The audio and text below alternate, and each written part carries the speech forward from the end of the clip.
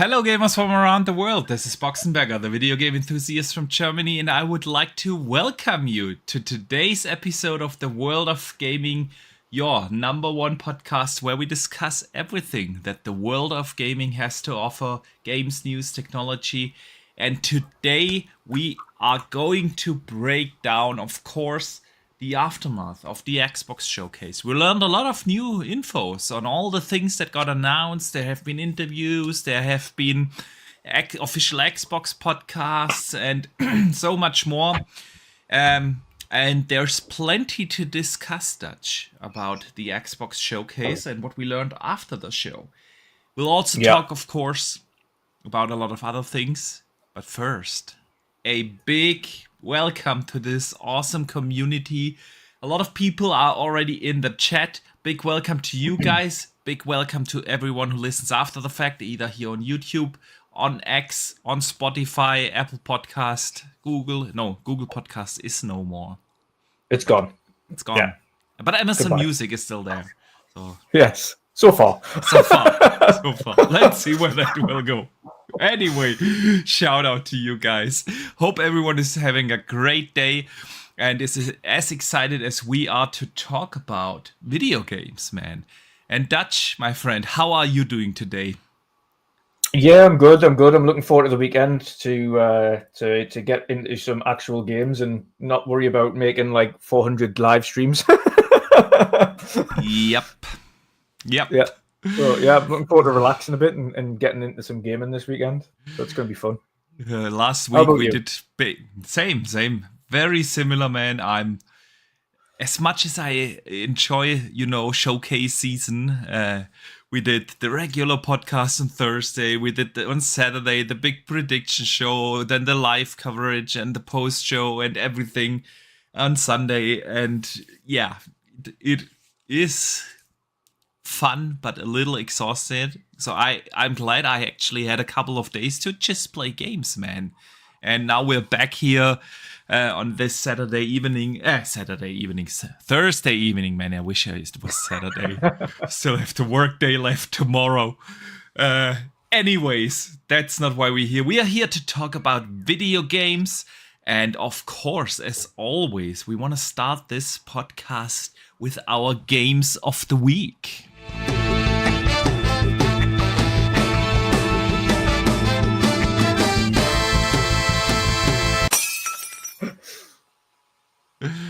All right. So let us know, guys, in the chat, what have you guys been playing? And Dutch, of course, what kept you busy, man?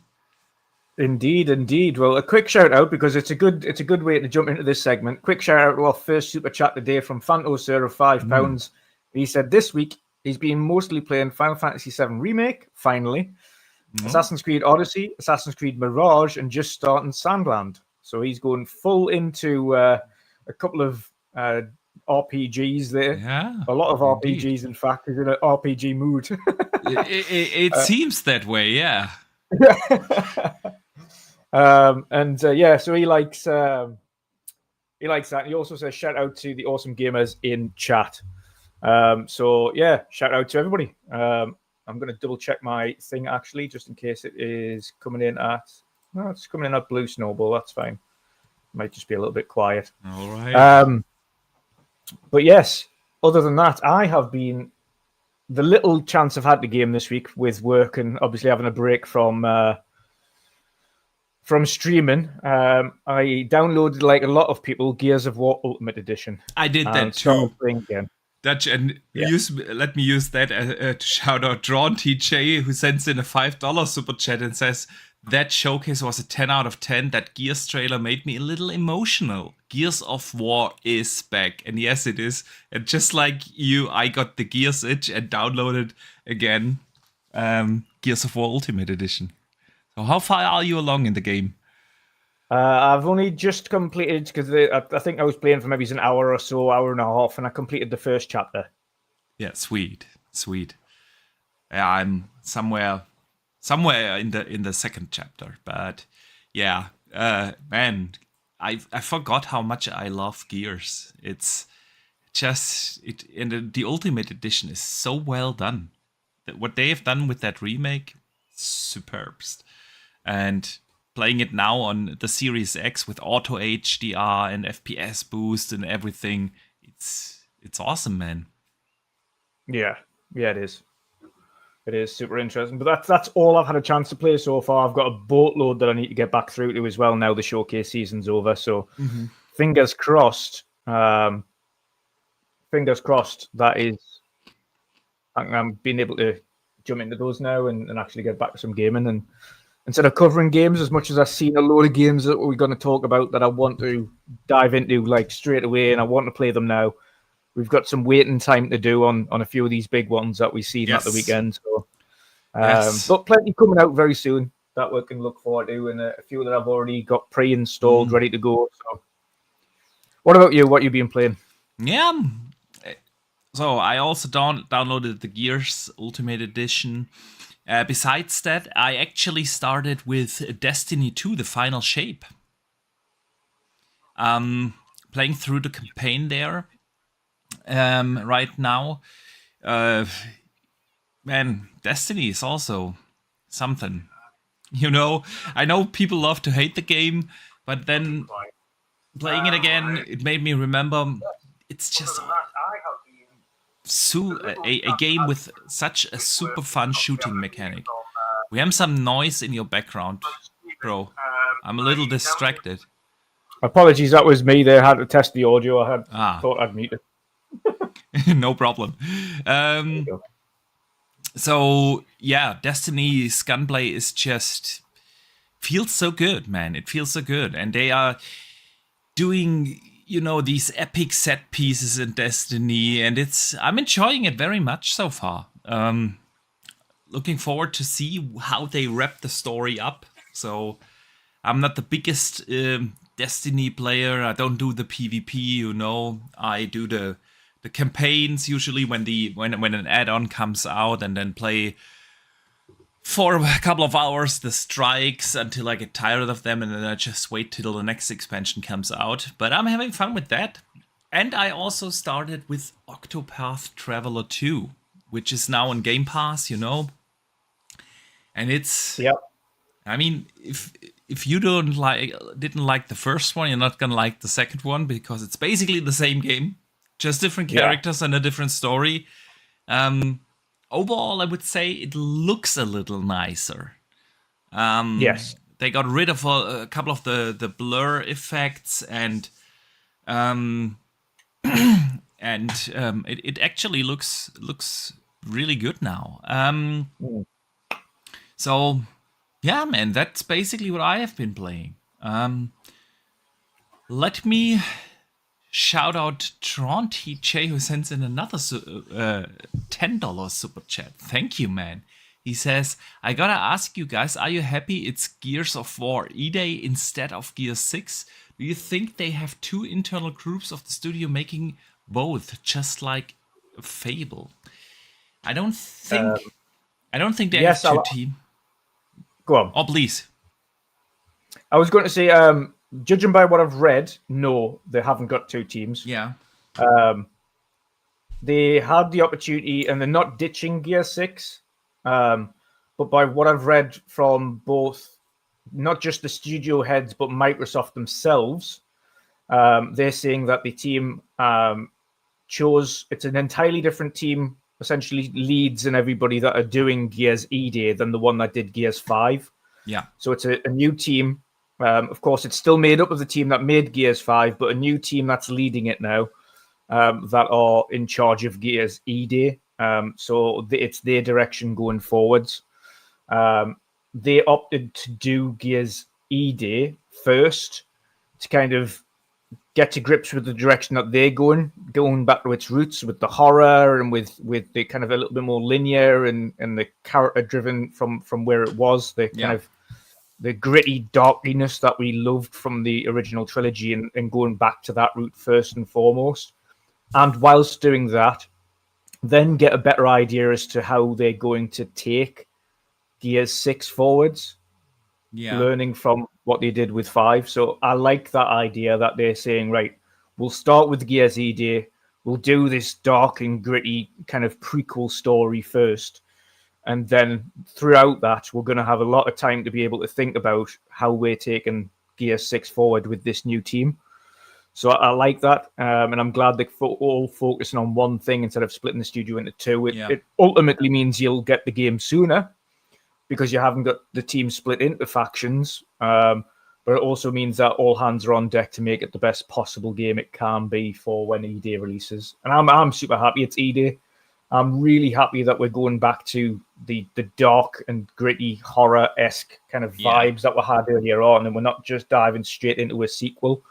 That, let's face it, it was a good game, Gears 5, so was Gears 4, but they both strayed away from what made Gears of War super popular in the kind of themes of the story. So I'm glad they're going back to what we loved about it, starting there, and hopefully that then transcends into a new darker, grittier follow-up in 6.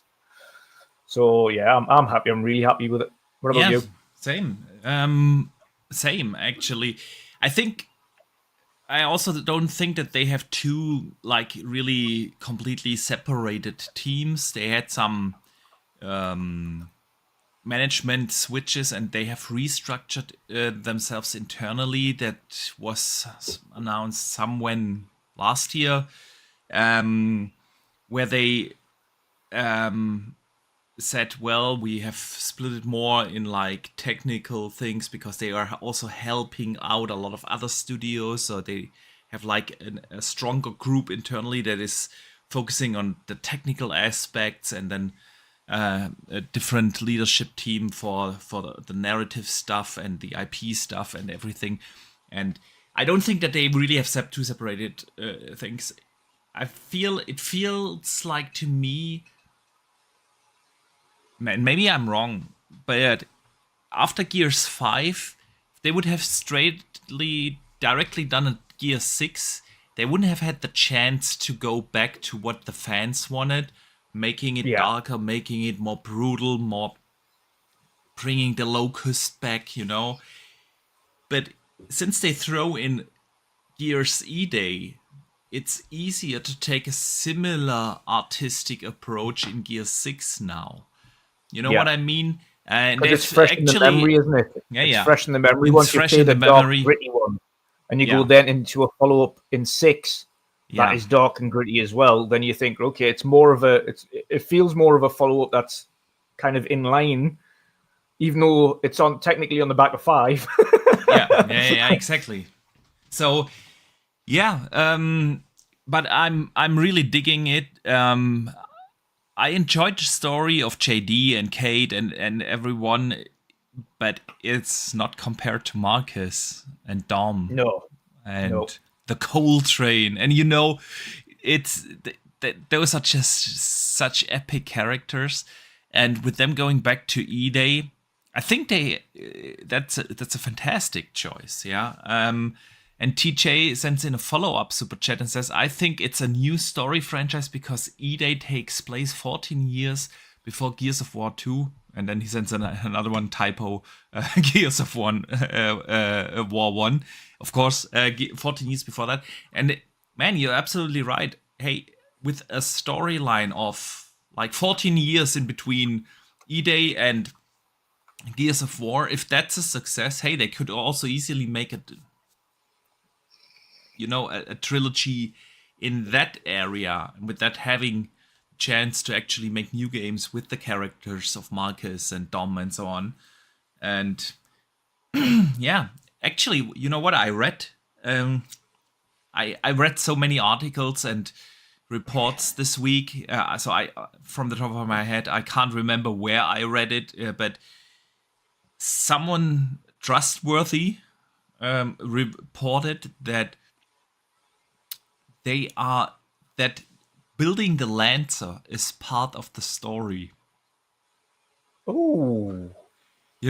I was like, oh yeah, I love that. Okay, why did they have that idea to build that chainsaw into their because you had the Retro Lancer originally, like at the beginning. Exactly. It's the very Retro beginning with the bayonet.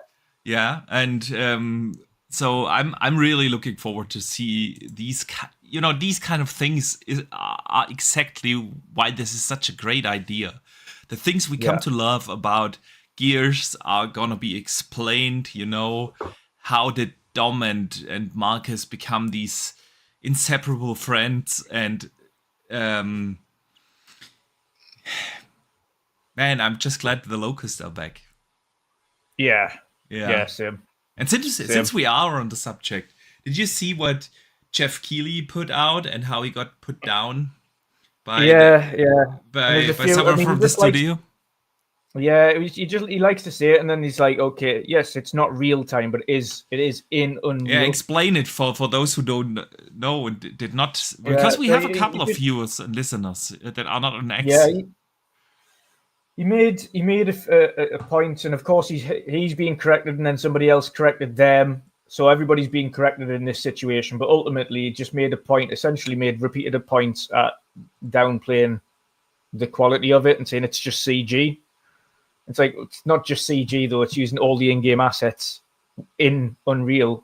It's not real time, like a couple of them said, but it is in engine and using all in-game assets in order to generate that. So it was hand in hand with the team in order to generate something that is of the same quality that we're expecting for the game, using in-game assets for the trailer that Blur also produced. Not just the assets, it is using real-time ray tracing, animation work from the game, texture work from the game, and so everything that is in there. It's not seen directly from the game, but it is representative of where they are going with it visually and artistically. And I don't know why anybody would doubt it. Coming off the back of a studio that isn't as proficient, Hellblade 2 with Unreal, and then looking at the Coalition, who are the most proficient in the industry with Unreal, why you would doubt the quality of it or even try to downplay the quality of it. Because if anybody's going to produce something that looks like an absolute masterclass in Unreal Engine, it's going to be the Coalition, because they help almost everybody in the industry with the use of Unreal, including Epic. Indeed. So, it's silliness, but there's a lot of downplaying goes over, and ultimately, thankfully it's not as bad.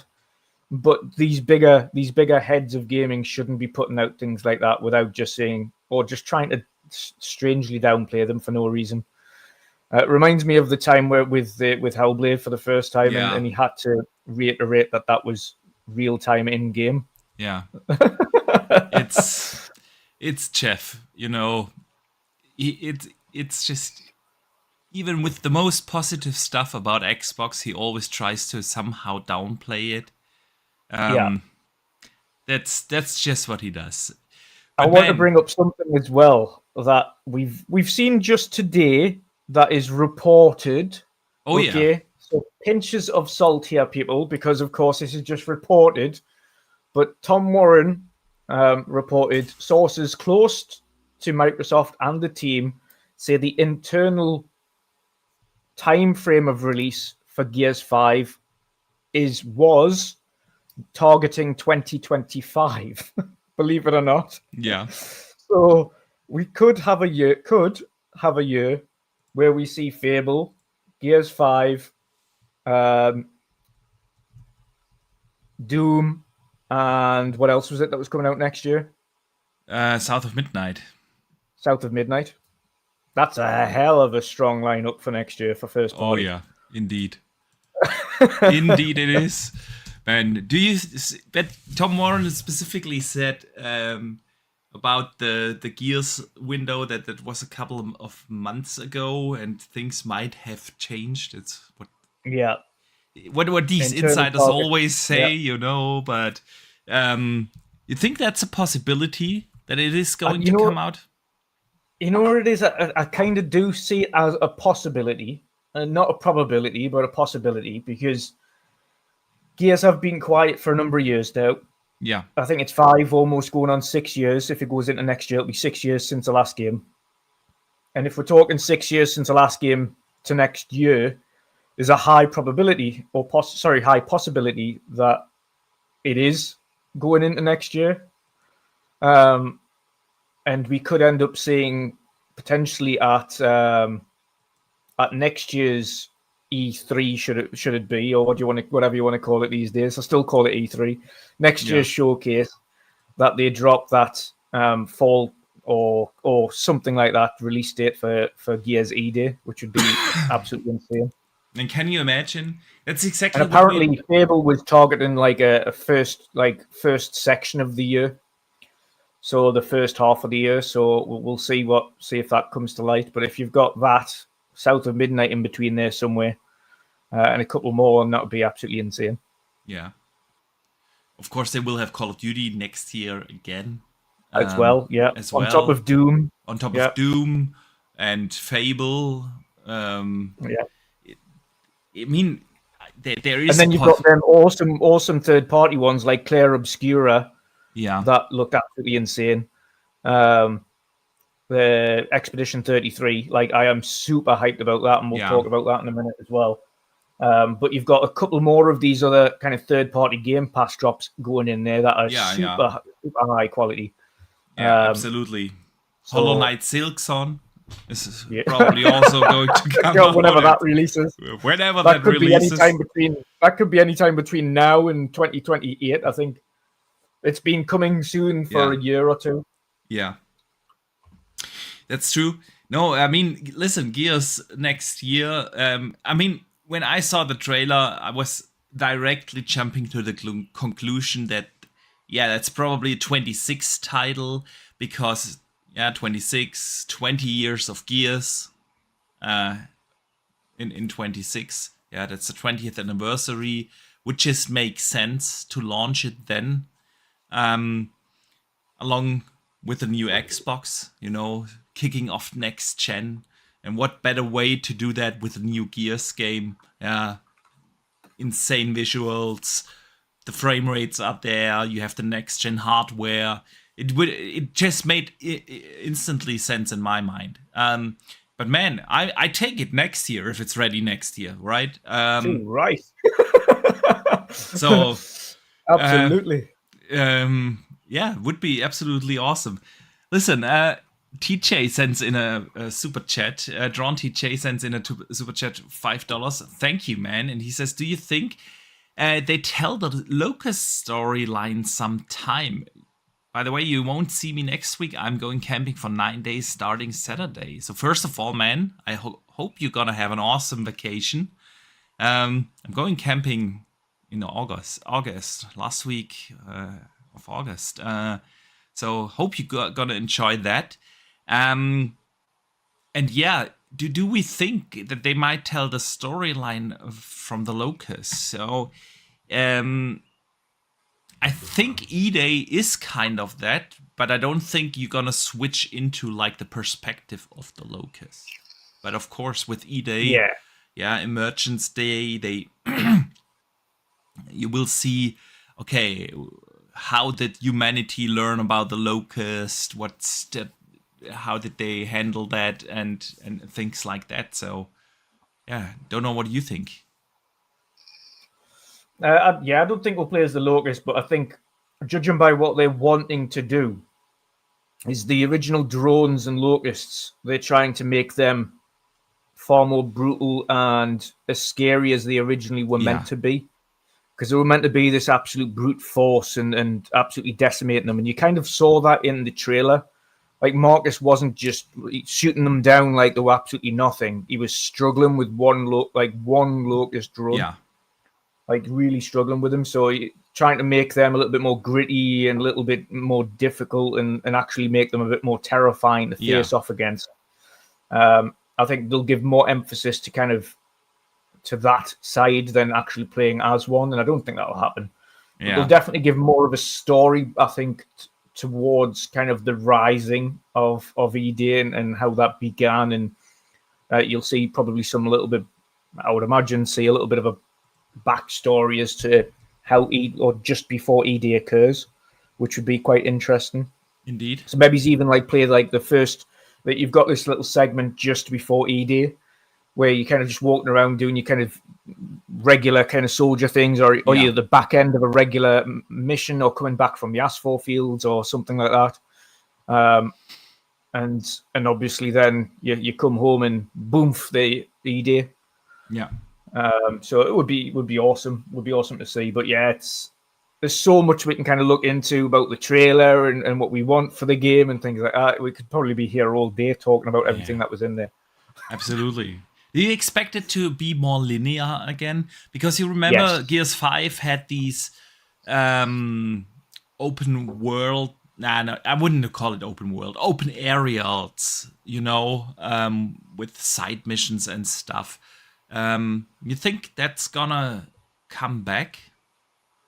Yes, yeah. From what I've read as well, because I've been reading a lot about Gears E-Day since they announced it. From what I've read, they are going back to more of a linear game, but they're really pushing what they can do with that, in terms of the fidelity of the environments and the theme that they're going for. Really pushing on that. And of course, if you're going down more horror and more gritty and dark route, it makes it far easier doing that in a more tight, confined space than it does in an open. There has been no open world games that have been scary. Well, not in the real horror. I can't remember a horror open world. But of course, there were remember Days Gone or so. There were things like that. But yeah, I'm with you. I'm with you there. I also to make it a little bit more like, you've got to think maybe even the claustrophobic side of things and feel like everything's on top of you. It's a lot for the way that they make people feel, having a little more linear or semi-linear game, because we know the Gears early franchise was semi-linear. You had routes you could choose. Of course, as you go through levels, so you're going to take the right or the left route. Are you going to go this way or that way? So they'll probably do something similar to that, but I don't see them going back to. I don't even think, you know what it is. I'm going to put something out here and say I don't even think for Gear 6 they'll go back to an open world route. I think they'll go back to a semi-linear route again. Yeah, I think I'm not sure about Gear 6. Whether they're gonna revisit that idea, I wouldn't go that far, but I don't think it's gonna be an E-Day either, because I feel like E-Day is for them, the game they want to make to course correct everything that fans didn't like about Gears 4 and especially Gears 5. Because if you think about what was the criticism about 5, too colorful. Yeah, we want Gears to be more dark, gritty. Okay, check. They are doing that.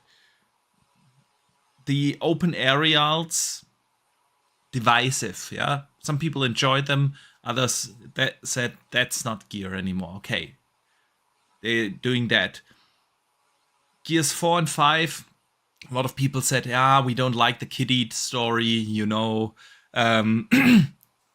Okay, check. Going back to Marcus and Dom. And even having the Mad World in the song in the trailer, tells me okay, they're really going towards something that is for the OG fans and to introduce a new generation maybe to what is Gears at its core. And I also, going out here on a limb, but I also feel they are probably going to do something similar with the multiplayer. Really focusing on what made Gears, that moment-to-moment combat, the mixture in between taking cover and moving in a tactical way across the map and things like that. I feel like they are really trying to go towards that. So yeah, and we could sit here and fill the entire podcast with Gears talk. The Gears of War podcast. Let's go. Let's go. But let me shout out a couple of super chats. Dronty J sends in a $5 super chat and says, do you think we see a teaser for Halo and Forza Horizon 6 next year? Forza Horizon, yes. Halo, no. I would have said exactly the same thing, because I feel like Forza, you don't need to announce a Forza Horizon like 1.5 years, 2 years in advance before it comes out. People know that they are working on it. People know what it's gonna be or how it's going to play. That's it makes sense to announce that next year and then release it in the holiday season, like 3, 4, 5 months later. That makes sense for a game like Forza Horizon. It's not like a Perfect Dark where it makes sense to announce it earlier, or Fable, and announce that a couple of years ahead, just to let people know, okay, there's something special coming here. With Halo, I feel like they want to give that IP a proper break. And they are not going to do... I think they're going to do what they did to Gears and sit off it for a bit. When did they ever sit off of Gears? From 5 to EDA's launch. That's 6 years. That's the longest really they've done. No. Yeah, from 4 to 5 wasn't that long. Yeah, it was 3. Usually Gears has been on a 3-year cadence. Yeah, this is going to be 6, so it's going to be like double. So I think they're going to give it a little bit of... If it's next year, it's 5. Yeah, it's a little longer, yes, but at least they started talking about it already. You know. But I feel like they're just going to they're going to park the bus a second. We know they're working on one. But I think they're going to take their time and try and get this right. Listen to what the coalition have done, and actually listened to the feedback of the fans and said, we'd rather it was back to nitty gritty. We'd rather it was back to this. We'd rather it was back. And they went, okay, that's what we'll do. We'll go back to the nitty gritty horror-esque dark route. And it's same for Halo. People were like, the multiplayer's fine. It launched with lack of content, but the actual multiplayer feels great. But the problem was that the story was hit or miss with people, and they didn't like the route the story went. So they need to kind of pull it back around for people who didn't really like the story. I feel like the biggest problem was, of course, post-launch support for Halo. Yeah, it was, of course, as well. Yeah, but I'm with you. I think especially story-wise, they need to kind of figure out where they go, because even though I really enjoyed the story of Halo Infinite, if you think about the longevity of Halo, it's 25 plus years now, and it's kind of challenging to get new players in. There are 2 new generations of gamers out there already that haven't started with Halo 1. And even though you could go back and play them all and everything, that's cool. But listen, an 18-year-old kid isn't going to do that probably. Yeah, not in this day and age where they have access to so many other games that are available to you through Game Pass and everything else. And so I feel like they want to rethink, okay, where can we take the story to make it an easy entrance for new players, but also cater, of course, to the existing fans. And the other thing is, I feel like with such a packed lineup, look at this year: Hellblade, Avowed, Indie, Stalker 2, and Towerborn, and all that stuff. And then we just talked about next year with Fable, South of Midnight, Doom, and probably new Forza Horizon. And then we have some maybes, maybe Gears, maybe Perfect Dark, maybe, there's plenty of other stuff. There's really no need to squeeze in another Halo in there. Yeah. And get rid of that narrative that Xbox is only Forza, Gears, and Halo. That's also something that they have that stigma for so long now. They want to get rid of that. And so I feel like Halo is not gonna be a next year showcase game. They're gonna let that IP rest. But hey, maybe I'm wrong. Maybe we feel a little different next year when we do our predictions for the showcase next year.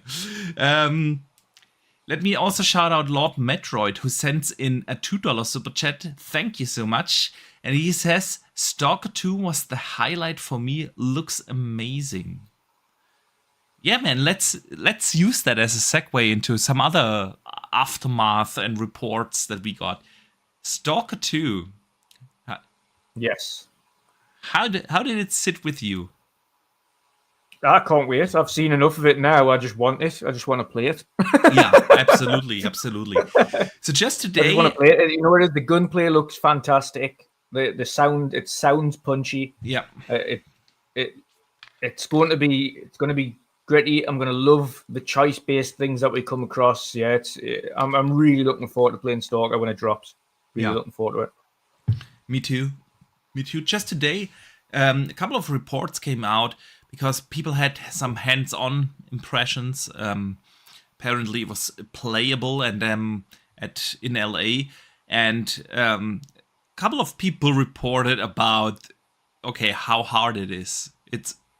You've seen statements like, it's brutally hard in the zone, but brutally awesome. And I feel like a lot of people will be surprised by how challenging a Stalker game actually is, especially those who didn't play the original trilogy, you know? Yeah.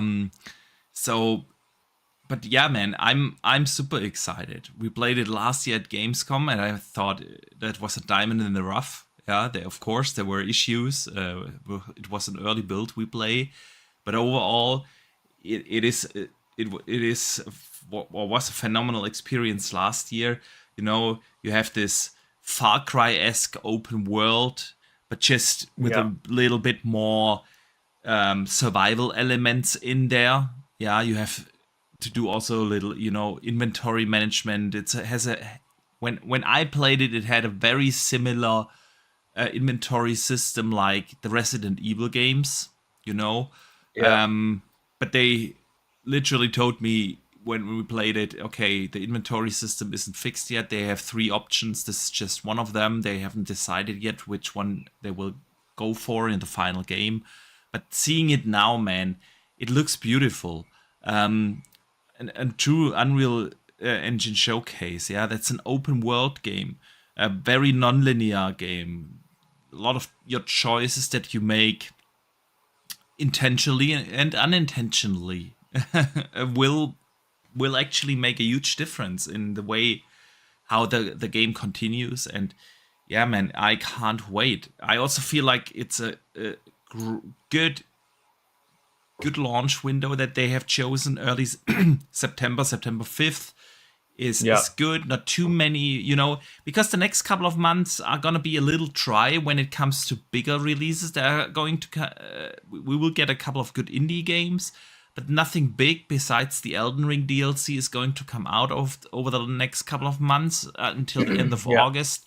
And I feel like kicking, a holiday fall season, gaming season off with such an epic open world RPG. I can't wait, man. I can't wait for Stalker 2. Yeah, same. So, listen, Avowed did get a dedicated official Xbox podcast, and we learned a couple of things in that. And an accidental release date that was then redacted. We didn't learn that in the podcast, though. But they accidentally put it up for a release in November. Yep, 12th November, and then redacted it very quickly. And then redacted it. But it feels like, it's a good thing to do, Call of Duty is going to be October. You want to have a little distance towards that. If it's true what they leaked, they have like a 3-week window in between Call of Duty and Avowed, and it would still make you eligible for the Game Awards, and would make sense, man. It would make sense. So we learned also during the Xbox podcast, man, that it has the option to play in third person. What did you think about that? Fantastic. it gives people choice, and that's all people wanted, I think, for that one. For them, they're saying first person's the way we've created it. That's what we've kind of built everything around. It looks better for the gameplay trailers in first person with the magic bolts and things like that than it does trying to do a third person gameplay trailer. Doesn't quite have the same effect.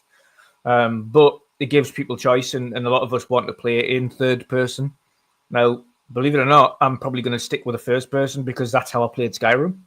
Yeah. Even though you had the option to play third person in Skyrim, I always chose first person. It just feels, to me, it just feels the way it should be played. But I'm glad they've given people the choice to go out and either play third or first person. So yeah, that's another one.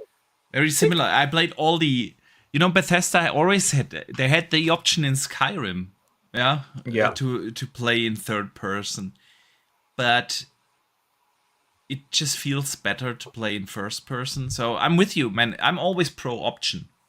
Yeah, I'm always pro option for gamers. Starfield had the option as well, but I don't know about you, but when you play a game that is designed primarily to be played in first person, and you switch then to third person, it just doesn't feel right. Usually, a world is designed in its, in its size towards being looked at from a first person perspective, and when you put it in a third person perspective, a lot of things feel, out of the correct proportion. You know what I mean? Then either the character feels too small, too big. Something feels just weird. So I'm probably also going to stick with a first person. But it's great that it's in there. What else did you think about the official Xbox podcast about Avowed and all the things we learned? Yeah, so I mean, Avowed looks and plays fantastic. It's another game though, and much like the Stalker, I've seen enough of it now where I want to just jump in. I've been on this, especially after playing Starfield and then going back and playing a little bit more Skyrim. Skyrim to me was still what I wanted to play, a fantasy RPG. Yeah. More that than the likes of Starfield. So I've been waiting for Avowed that's going to itch that Elder Scrollsy itch. Yeah. Before we get a new Elder Scrolls for a while, and I can't wait to see what Obsidian do on their take on that in their world of Aurora. So yeah, everything I saw is a bonus to me. I like the way it looks. I like that it's colourful and they've went their own route. I ultimately like that they haven't bowed down to it when people have said, "Oh, it's not dark enough, not gritty enough," and things like that. Well, so not everything's going to be. And I like the fact that Outer Worlds and Avowed are sticking to their colourful route. And as much as it could be grim and there could be dark segments in the game and things like that, ultimately, that's what they want to do. So I'm super happy with it. It looks great. I'm going to have some fun with it. It's not going to outstay its welcome. It's going to be a nice 40-hour game tops. Yeah. 30 to 40 hours is what they said.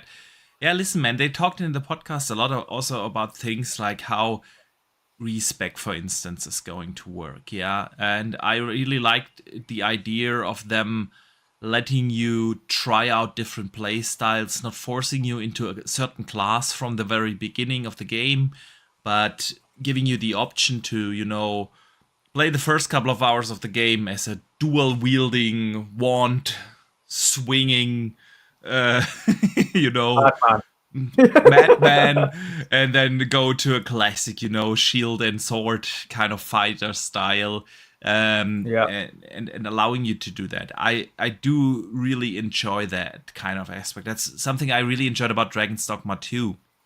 They had something similar where you just were able to switch in between vocations, and they even transferred, your equipment. So when you switched from being a sorcerer or something to a knight, all your equipment also switched accordingly and had the stats and everything. And I really like going back and forth in between playing different kind of styles and not choosing at the very beginning, okay, I'm gonna play this game as a wizard, and then you're stuck with that class throughout your playthrough. So I'm really digging that. I'm also digging what they announced about where the story is going. I'm not sure if you have played the Pillars games and are familiar a little bit with the lore of Eora. But I haven't, because I'm not good at the Pillars games. I'm really not good at them. All right. But you know, the lore of Eora was already fantastic in the Pillars games, and I like that they mentioned that multiple times now, that you can absolutely play Avowed and get the entire story and everything without having played the Pillars games. So you don't need to be familiar with what's going on in Eora. But from where they go with the story, you know, you are one of these godlikes, and there are different characters in this world of Eora that are bound to a certain god, and you know that you are one of those guys, but you don't know to which god you're related. And I like that idea because they did a couple of cool things with that story about the godlikes in the Pillars games, and I really enjoy that they are going back to this for Avowed now. So yeah, man, I'm super excited. I also feel like I'm over the first initial thing where you thought, okay, they are not going to the dark and gritty aspect, but they are going for a colorful thing. It's Obsidian, man. Let them do what they do, because they are masters in world crafting. And from everything we learned from the Xbox podcast after the Xbox showcase, I feel like this is gonna be one hell of a game. It's exactly my type of game. If I think about my absolute favorite games of all time, they are all basically in that genre, you know, like Skyrim and The Witcher and games like that. And I feel like, man, I'm gonna love Avowed. So yeah, absolutely. I can't wait for it. It's going to be absolutely fantastic. Yeah, indeed. One of my personal highlights was, of course, Fable.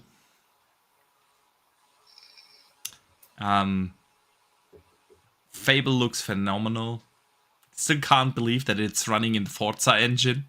You know, that such a beautiful game, such a beautiful action RPG in a racing car engine.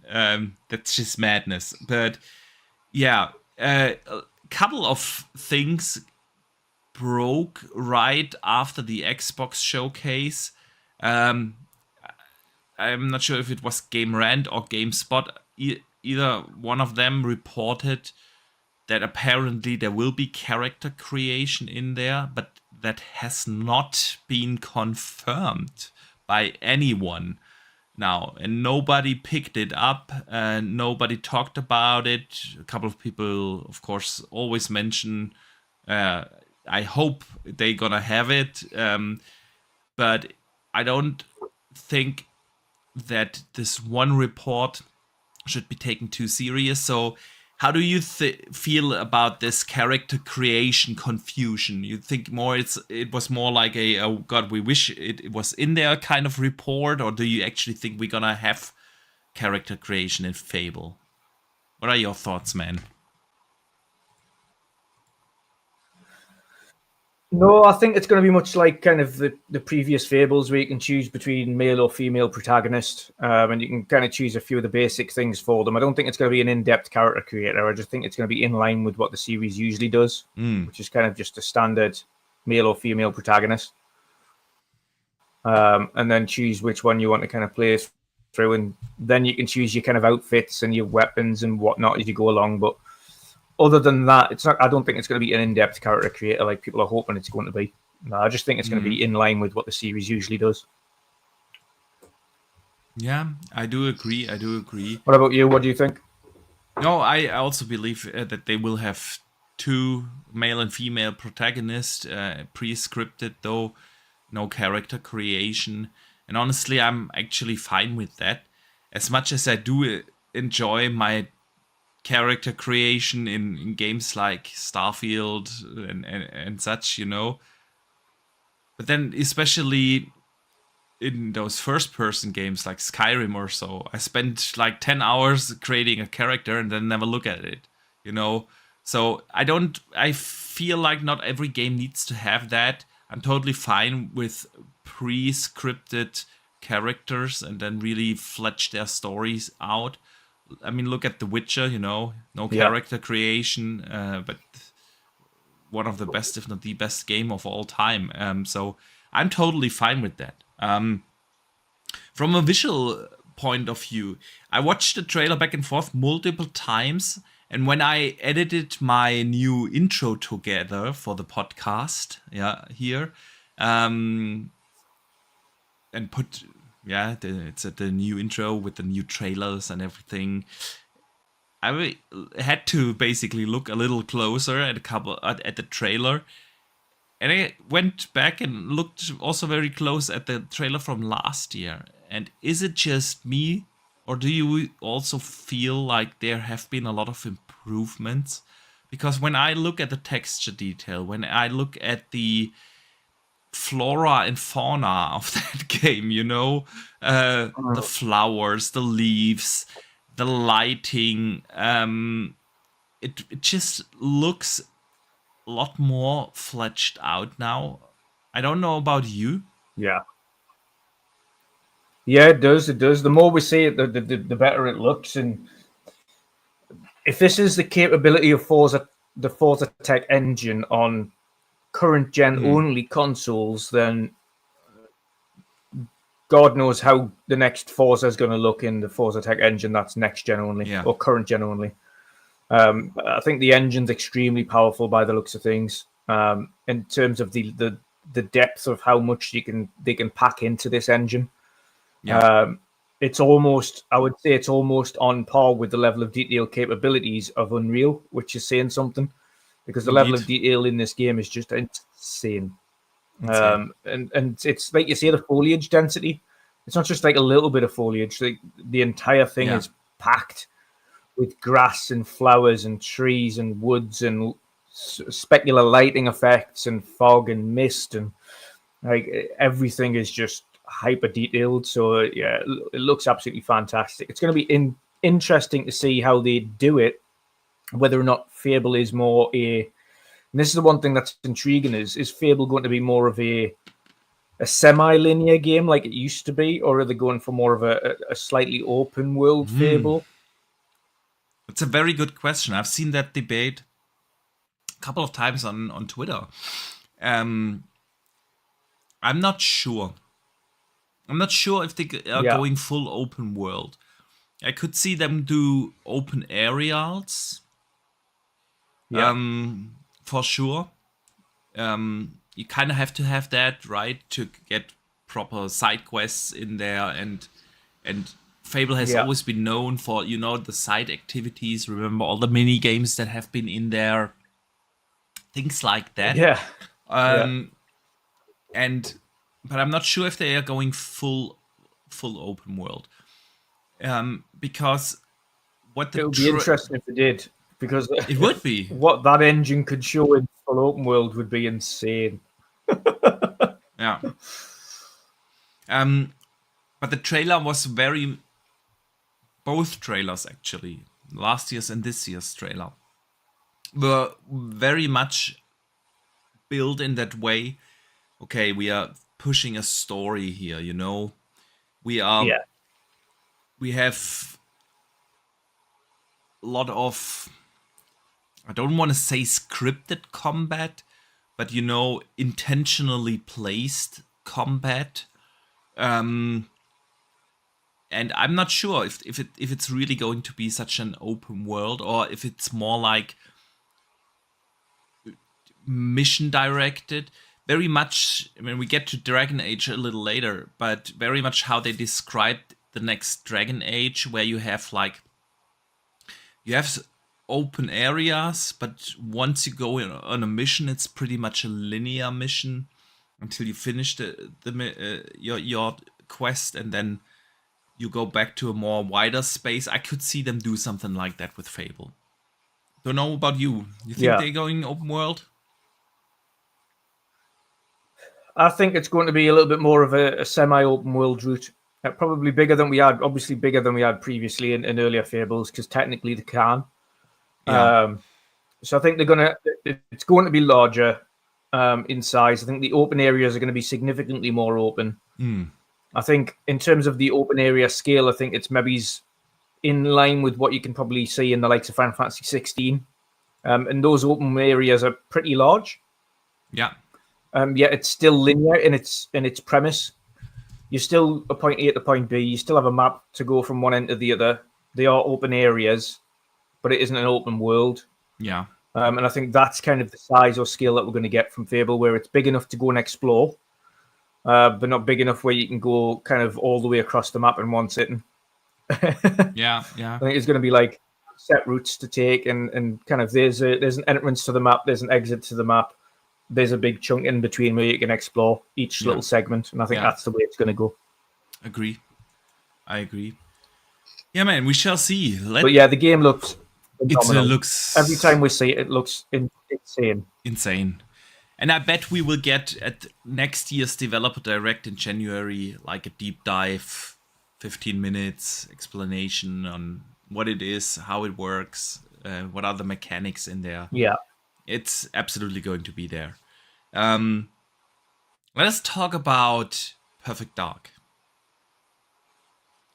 Because Perfect Dark showed up. We've seen it for the first time with gameplay, And I've seen mixed opinions about Perfect Dark. And I wonder why. Because I thought it looked fantastic. It had a very different art style than a lot of the other kind of Xbox games now, It's not going to. They are not going into the ultra super realistic visuals. It's a little stylized. It looks very clean. It's the best way to describe it for me. It's a very clean art style that they have chosen. But that doesn't take away from the game looking great. There's a lot of density in the city. You see a lot of volumetric fog effects. You see a lot of NPCs, side stuff. The foliage has a very high density. Everything seems like it's interacting. It feels really rich. Yeah, and from what I've seen from the combat, it's this great mixture in between stealth, shooting, and melee combat. Like seamless transitions going from shooting, enemy approaches, I switch to melee, the kick, knocking him out with the gun, shooting the other guy's head off whilst doing so. And I really like that fast-paced transition, and then still have like these stealth segments in there. Don't know about you, but I feel that's gonna be one hell of a game. I wonder why we've seen such. Yeah. Maybe it was because they advertised it as a quadruple A game, and it doesn't look photorealistic now. I don't know. I'm not sure. I don't get it. It looks absolutely fantastic to me. I think nobody was quite sure what we would see from what it was or how they were going to do it, and from what I've seen of it, it looks really good. Nobody expected the Mirror's Edge parkour segments, and they've got them in. They look absolutely fantastic. It looks seamless. Or Dying Light is the kind of more recent or Dying Light is the parkour. And then having the combat, which also looks pretty smooth and swift. Yeah. And then the stealth segments there where you like the secret agent, it looks absolutely fantastic. But not only that, I'm personally glad that they're going down as more humans as the enemy as opposed to aliens. Like it was a bit goofy in the original Perfect Darks with aliens being the enemy.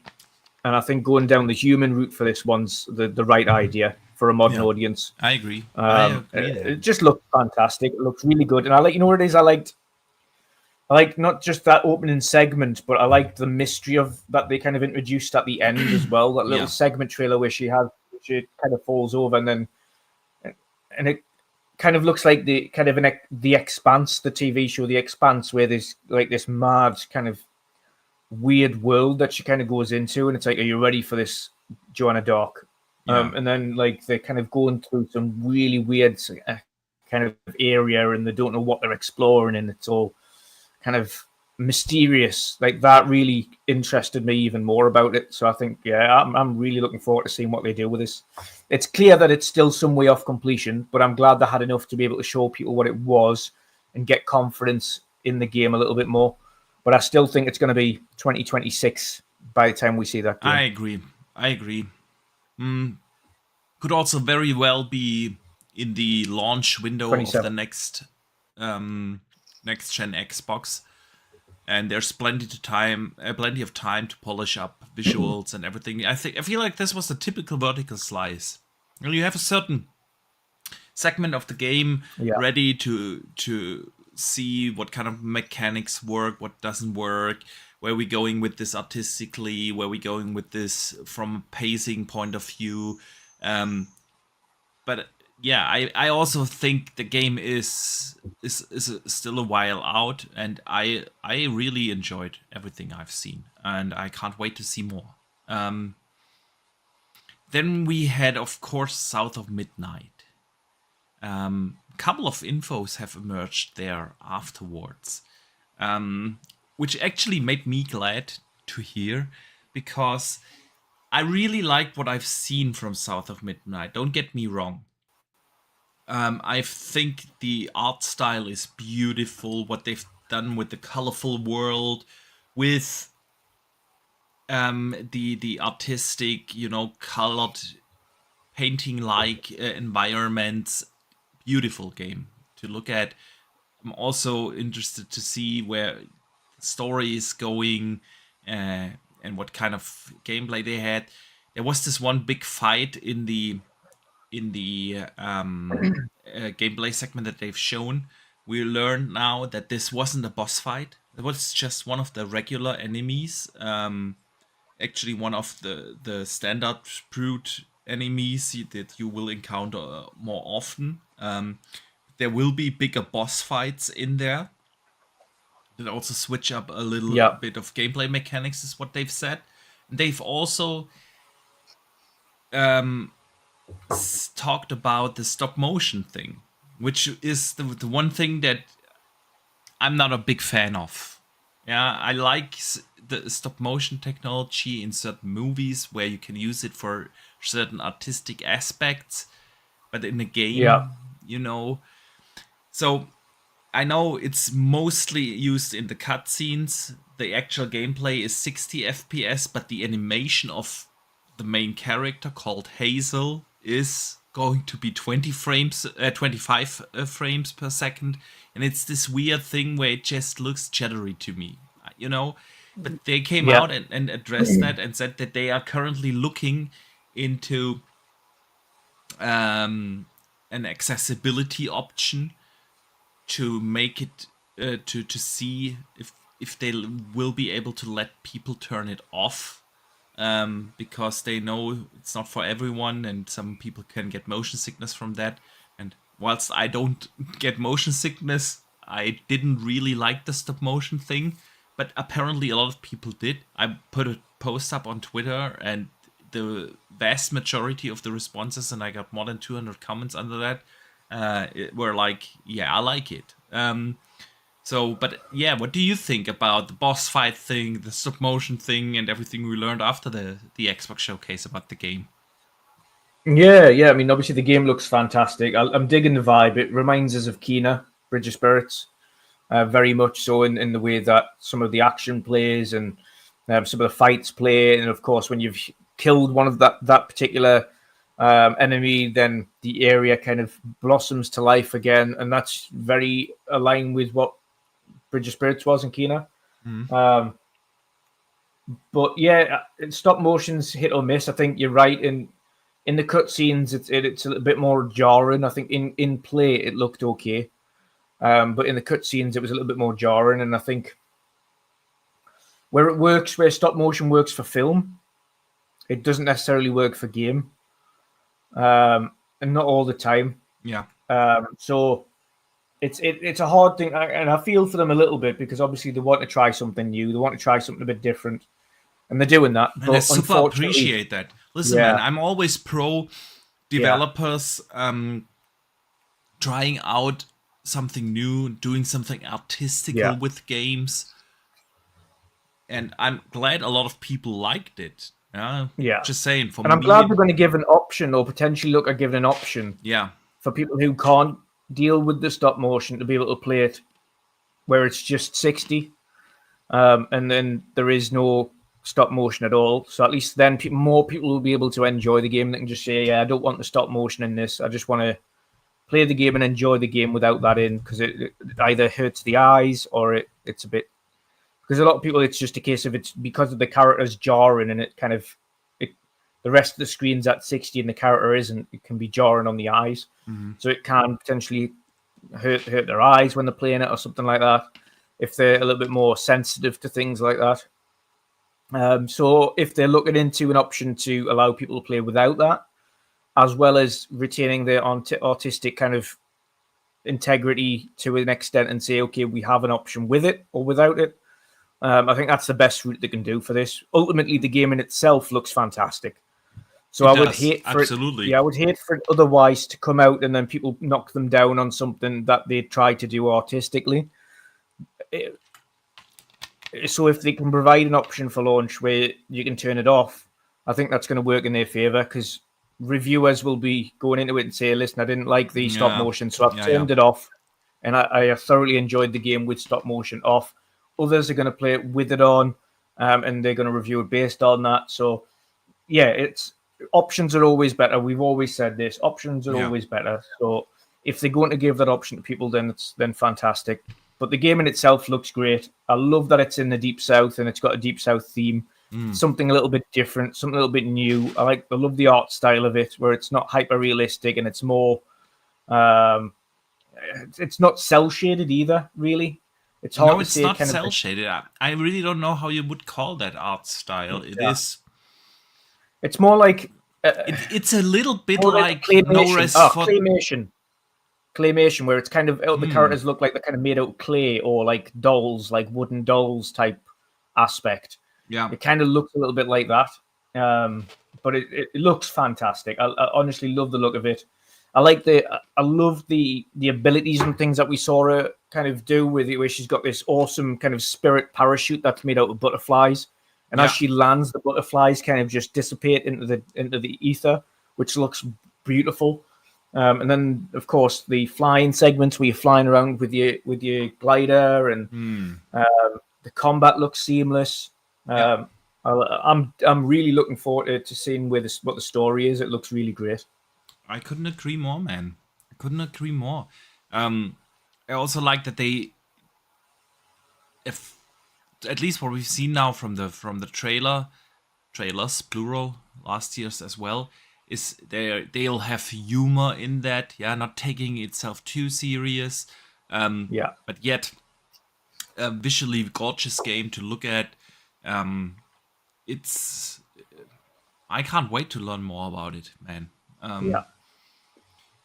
Listen, let me shout out Drawn TJ, who sends in a $5 super chat, and he says, I wasn't talking about 343 earlier. I was meaning maybe we see certain affinities Halo project next year. What was that, sorry? So he said, I wasn't talking about 343 earlier. I was meaning maybe we see certain Infinities Halo project next year. Next year, possibly, but I mean, he's got a point. We said earlier, Halo probably not going to be there next year, But then certain Affinity has been working for a long time now on a Halo project. And remember, we know that they have shown something playable last year at Gamescom behind closed doors. Yeah. We were not lucky enough to see what they have been cooking behind closed doors. But we know a lot of, not a lot, but a couple of people who did see something. So, not sure. That could be indeed true. That we might see what certain Affinity. I mean, it's a question overall. They had. Maybe we can address that as well. You know, a lot of things haven't been at the show. Yeah, a lot. A lot of things. Yeah. A lot of the things we have already announced. Clockwork wasn't there. Yeah. Towerborn wasn't there. Everwild wasn't there. Everwild wasn't there. Yeah, right. Everwild wasn't there. The Contraband wasn't there. Yeah, Contraband wasn't there. The ZeniMax Online game wasn't there. We haven't heard anything since the very beginning of the generation from Double Fine. Double Fine, indeed, hasn't been there. We haven't. I mean, Elder Scrolls 6 has been announced 6 years ago, right? And I know it's probably too early, but it wasn't there. Outer Worlds 2. Elder Scrolls. So there's an update on that. So as of April this year, the entire team is now on Elder Scrolls. Yeah. Up until August of last year, it only just came out of pre-production, and only a small section of the team was working on Elder Scrolls. The rest of the team was still working very much on Starfield. So now it's the opposite way around. They've got a small subsection still on Starfield with Shattered Space and doing kind of other things like that. But the vast majority of the team now is all on Elder Scrolls 6. So officially, it is now in full production as of, or full development as of April, where the full team is now officially on the game. So it's going to be, I probably think, not until 28, I think. Maybe it's 29 when we see that. While I want to agree with you, there's still this one interview with Todd Howard that rings in my ears where he said, once a game leaves pre-production and goes into full production, it only takes them about a year or two to build the game out. So with the extra delay of, modern games simply taking longer than they used to, make it 3 years, but that would make the game a 27 game, and I'm not sure, really not sure how they are gonna put that, or when they are going to put that game out. I mean, it's a likely bet to have it in 28 plus minus, so yeah, but I don't expect to see Elder Scrolls honestly anytime soon anyway. Not even in 25. So yeah, I mean, a lot of things haven't been there, and Paris Lilly actually tweeted out earlier today that he fully expects Xbox to have a bigger presence this year at Gamescom for all the stuff they haven't talked about, and he made his tweet sound like a mixture of between his expectations and knowing something. So what do you think, man? It is indeed, there were games that are supposed to come out this year, like yours of Towerborn, that were not in the showcase. Do you think there's a chance that we get some cool announcements this year at the Gamescom? Yeah. I think we're going to get Towerborn and a few smaller things, but I don't see Microsoft doing a big opening night live revealing of new games or updates on big IPs. I just don't see it happening. They haven't done it previously. Yeah, showing off big things at Gamescom, and I don't foresee them doing it again now. So yeah, I think it's going to be more of a push towards. You're probably going to get your indie and maybe even your indie release date and your avowed release date at Gamescom. And I think you'll get Towerborn's release announcement. Maybe it's even available now at Gamescom. Mainly because Towerborn themselves said we've got more to show in the summer. Yeah. And after playing the closed beta, I can't see that game being anyway a next year game. I see that definitely dropping this year still. I see it just being some smaller things. Yes, they've got an absolute boatload still to show off, but also why force things when you've just had an amazing showcase now? You've got a load of games coming out this year. Yeah. You've already got a load of games coming out next year. There's no need to rush more announcements at this stage. Yeah, I agree. I couldn't agree more. So let us talk about Doom: The Dark Ages. Oh, yeah. I mean, we got a couple of interviews from the developers from it there, explaining a little bit why they decided to go back in the timeline, towards the Dark Ages. You know what I was, where I had to smile is when, I think it was Ryan McCaffrey who asked the developer something about the story. Where's the story going? And he was really like, more or less, he didn't say it the way, but the way how he responded is, yeah, man, who plays Doom for the story? You know what I mean? Yeah. It was super funny, his response about, yeah, there's gonna be a story. And yes, there are going to be cinematics, but yeah, we are here to do something new with the gameplay. That's why they decided to go back to the Dark Ages, this medieval setting, to put also a little more emphasis on things like melee combat, have different kind of weapon types that we haven't had yet. Yeah, we've seen the shield, you can throw that around like your Captain America. And the flail. And the flail. And things like that, and that was their idea behind going back. So, yeah, from a technical point of view, man, if you go back and watch the trailer again, the text just looks so much more detailed than they did in Eternal. Also, you can tell that game, I mean, it runs already at 4K 60 with ray tracing on the Series X, Doom Eternal, and 4K 120, dynamic 4K 120, and it's gonna squeeze out all the frames. The gore is back, these brutal finishes are back. Doom looks fantastic, like a really, really good time. Phil Spencer also confirmed after the showcase, the rumors of it being also a day one launch on PlayStation. So how do you feel about that now, that it's official, that Doom: The Dark Ages is coming day one to PlayStation 2?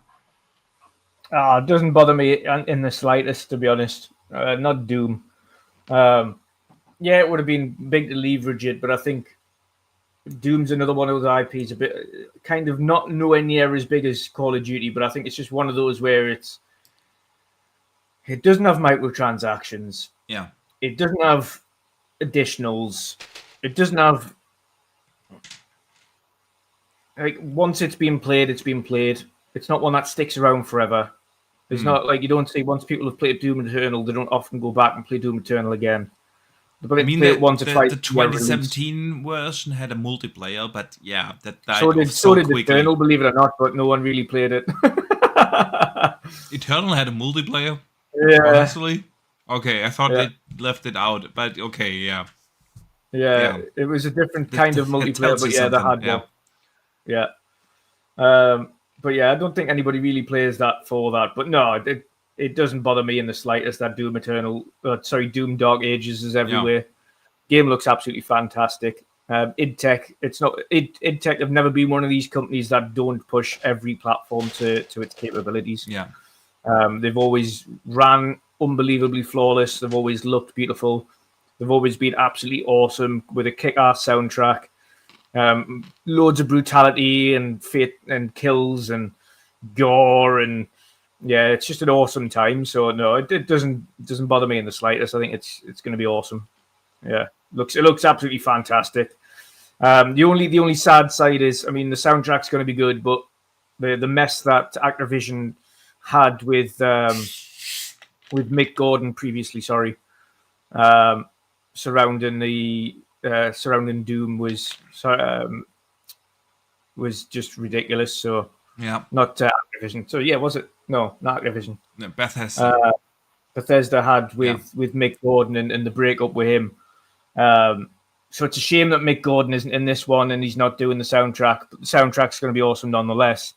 That's the only downside about it kind of coming into this, is that we're not going to get a Mick Gordon soundtrack for this one as we did the previous two, because of their falling out and the way they treat him. So yeah. Hopefully in the future they kind of resolve that and they kind of come to a resolution and he returns to the franchise. But on a gameplay front, it looks fantastic. The skull crushing kind of pellet firing weapon looks insane. The chainsaw shield looks insane. Yeah. The fact that he's wearing a cloak, like a big fur cloak, like an old Norseman, it looks just insane. Flying around on dragons and running around in giant mech suits, and yeah, they've went completely balls to the wall with this one and just went, let's get crazy. Yeah. And it looks like it also, I don't know whether or not it's just you or me, but this one looked a little bit more open, like a bit more of an open world. I wouldn't say that. It felt like the combat arenas were bigger. You know what? Where They're also flying around on a dragon, so it's going to be open to an extent. Maybe there have been flying sequences before in games that were pretty much linear. Yeah. I don't think that they are going the open world. I think they just increase the scope of the battle arenas, and so because in Eternal, you know, whenever you encountered a combat area, you knew exactly, okay, this is my box where in which I will have to kill now 200 demons before I can move on. And I feel like just the scope of these battle arenas are going to be increased. But yeah, man, Doom, fantastic. And about the PlayStation thing, listen, you know, it's probably not true, but what popped into my head is this week that having the leak of Doom the Dark Ages going to PlayStation 2 weeks before the Xbox showcase helped them so much. Yeah. If we wouldn't have already known that Doom is going to be a day one PlayStation title, you would have had all this controversy discussion right after the showcase, right? Yeah. Phil Spencer went live with IGN a couple of hours later where he officially confirmed that. And yeah, man, it's not... it wouldn't have been helpful if that would have been the first time we hear about it. Because that would have taken away so much from the excitement that is right now filling the Xbox community, and which I love, because I feel like that is exactly what we have missed throughout the entire year. Even though everyone had great games already confirmed for this year, with all the third-party stuff and the choices that Xbox or Microsoft made, there was... It sucked out the excitement of great games coming to the platform. And it almost felt to me like maybe they knew that, and that was a controlled leak. That they said, okay, let's get this controversy out before we do it, but we can't announce Doom because then we don't have the thing at the showcase, and just do a controlled leak this out, let the community go nuts for 2 weeks, then we have the showcase and nobody's gonna talk about it. And that's exactly what happened, right? Nobody's talking about this anymore. Nobody is bothered really about it because everyone knows now, okay, I'm still getting plenty of games, great games, quality games, big AAA games, day one into Game Pass, and the controversy seems to be gone. Yeah. To me this It does. was I still think in the coming years, most platforms will be timed exclusives on their own games, whether that be a couple of years later, I whatever. agree. I think you're going to get them day and date on your own platform, but then ultimately, I think most platforms will have games going everywhere. Especially But the later, games from Activision Blizzard and Bethesda. yeah, Yeah. I think the likes of Indie Jones, I think the likes of Yeah. your Starfield, I think all of these will eventually end up on other platforms, but I think it's not one of these where they're rushing to do it. They're just going to do it where they go, right, it's been out a year and a half, 2 years. We'll get some more sales out of this one. Let's port it over to PlayStation. And I think no one's losing in that situation. You're still getting your exclusivity for people who want exclusivity. It'll eventually come to other platforms like PlayStation currently does for PC. Although I see that, as we've seen with games as service games now from PlayStation going day and date. But it doesn't. And again, for those who game primarily on Xbox and you want your exclusivity, it's not going to harm you knowing that Gears, no, not Gears specifically, because I think Gears, Halo, Forza, I think all of those will remain exclusive. I don't believe the rumors that any of those core franchises will go elsewhere. But I think you're right. In Bethesda, Activision games will probably end up as timed exclusives for Xbox. Yeah. And it doesn't hurt anyone if it comes out on Xbox first for a year or two and then goes elsewhere. You've had it for 2 years. You're done with it. It does. Yeah. See, that's. I'm still not a big fan of that. Because from a business perspective, you have to admit though it makes sense. From a business perspective, and that's where you've got to think of it from not a fan perspective. We've got to put our feelings aside. Yeah, I know. And Phil mentioned multiple times, I have to run a sustainable business and blah, blah, blah. At the end of the day, of course, short term, you're going to make more money. And we just learned today, Sea of Thieves, best-selling game in May on the PlayStation 5. Of course, you're going to make a lot of money. The question really is, does it help to grow your ecosystem, which is what you want to do long-term, right? And that's why I think core franchises will remain exclusive. Your Gears, your Halos, your Forza Motorsports, your Forza Horizons. I think the core franchises from the core original Xbox teams will ultimately, outside of Sea of Thieves, which is a gas game, I think gas games from core pillars might go multi-plat as well. But I think the core single-player experiences, your Halos, your Gears, your Forzas, I think they'll remain exclusive as the selling point for Xbox and Xbox on PC. Yeah. But I think Bethesda's, Activision's, etc., will ultimately be timed exclusives. Yeah, I think so too. But again, we've talked about this many times. Yeah. I want Xbox to be stronger in the console space. Yeah. And I just can't see how it will help them grow the console space. You know what it is? You know what it is? On the other hand... I'll tell you how. The one thing that gets everybody. FOMO. Yeah, FOMO. FOMO is a thing. And on the other hand, if they do it for the foreseeable future selectively, there's still plenty of exclusives there. Yeah, and now they have that... I know Xbox fans don't like to hear it. What has been the reason to get an Xbox over the last decade? Besides Forza, Gears, and Halo, there really hasn't been much. Yeah. Even this gen, they started the game without any exclusives. No first-party game at launch. Took us a year to get to Forza Horizon and Halo.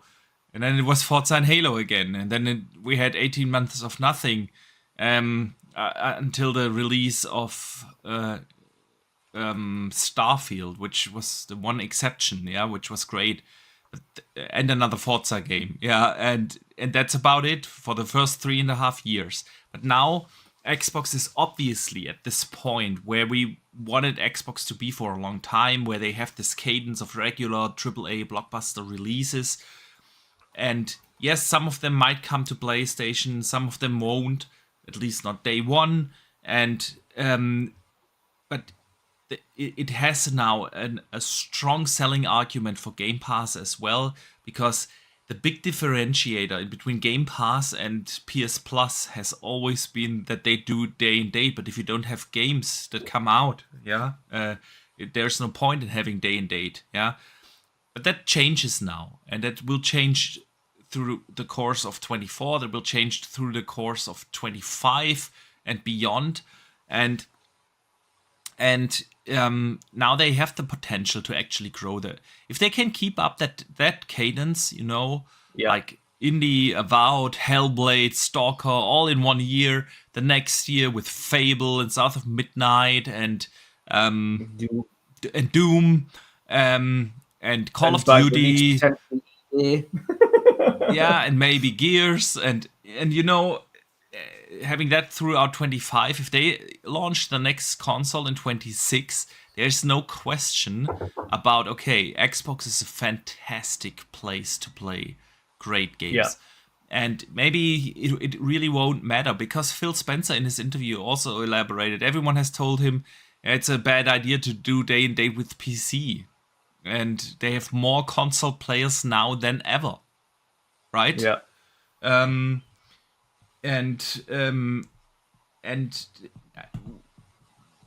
that's the way he looks at this. Yeah. I think what helps them on that front as well, in terms of the more console players than ever, is the one thing they have over PlayStation is that even their next generation games are playable on Xbox One thanks to the cloud. Yeah. So they have 2 generations of gamers being able to game even via the cloud if they don't have a next-gen console. Yeah. So technically, he's right. Although we know sales numbers of the current gen console are significantly lower. Yeah. He is right on a technical aspect. He has more players than he ever has had. Yeah. So yeah, man. Let's talk about that Phil Spencer interview, because there was plenty of cool informations in there.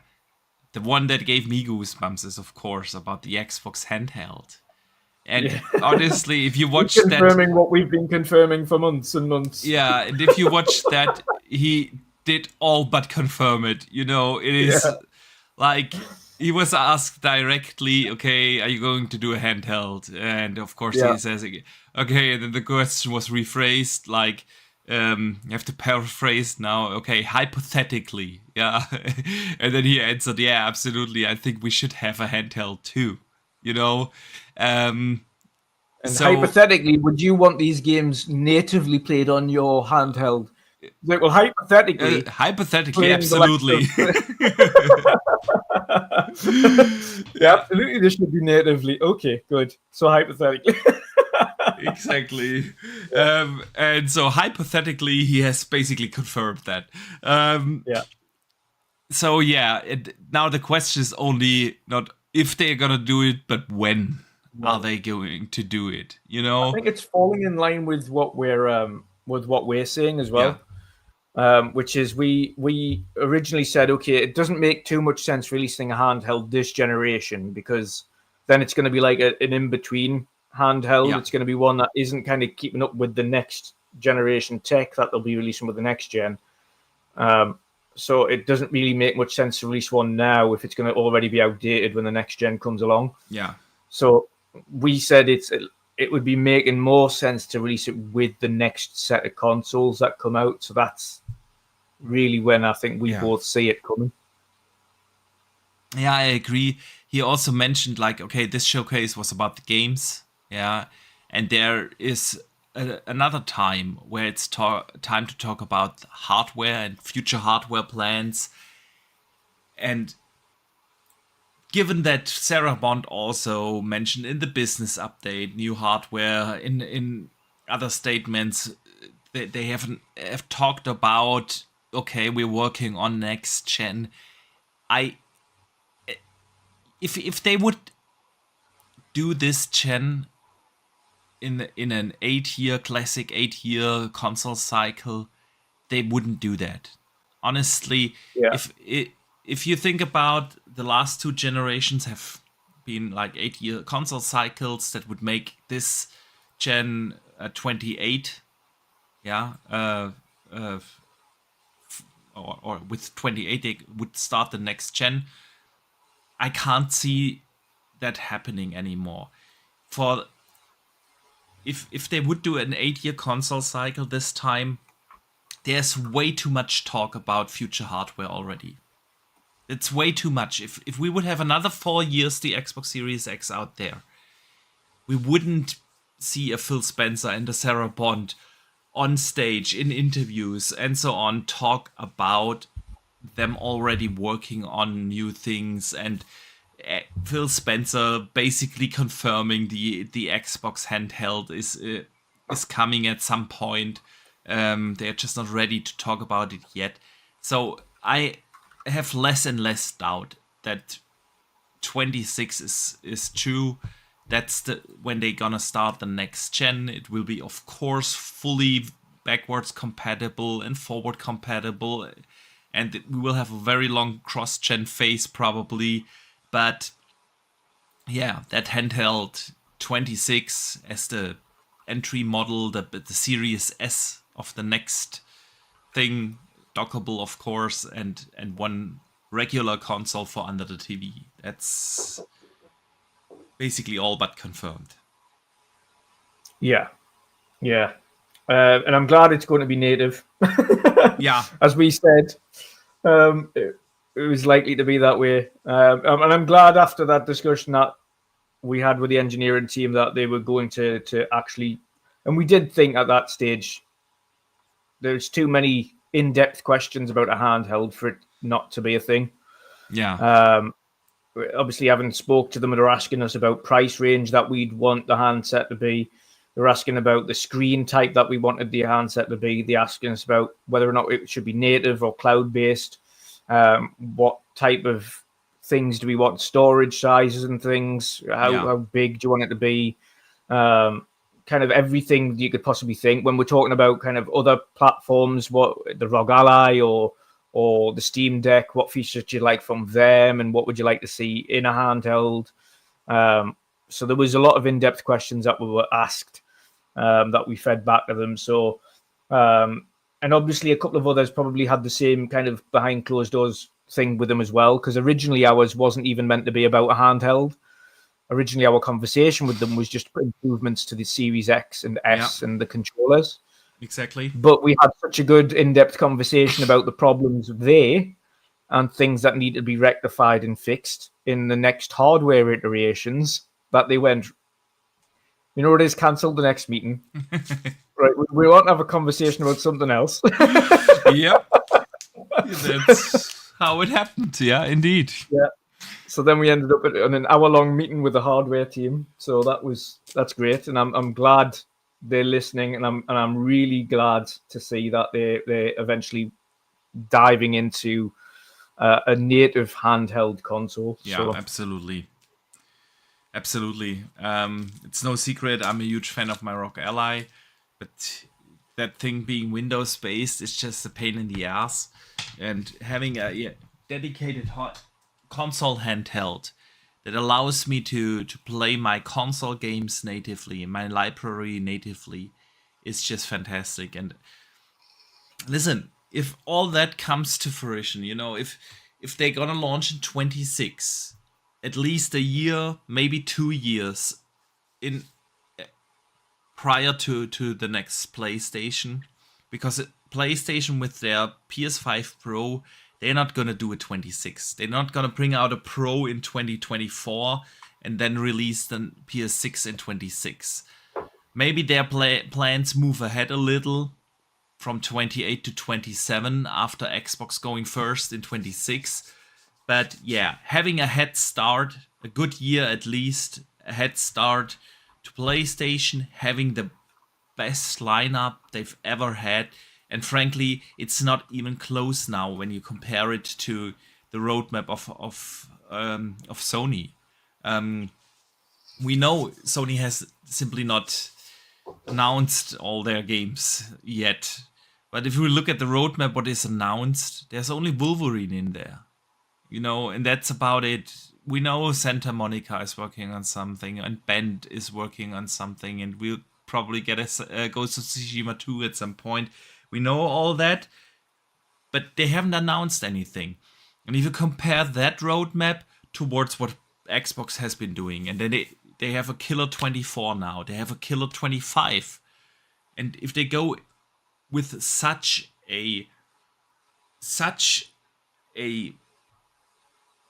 wave of awesome games into next gen, being the first on the market when people start to itch for better hardware, for more performant hardware.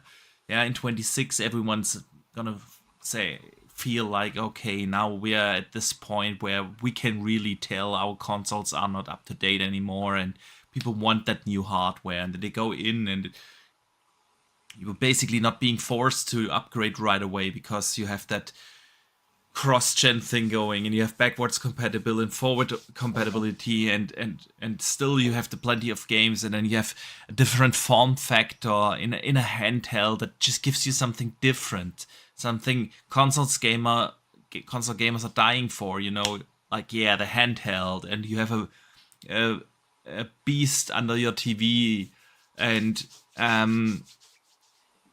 that's like it could be really something to bring Xbox back to what they did with the 360.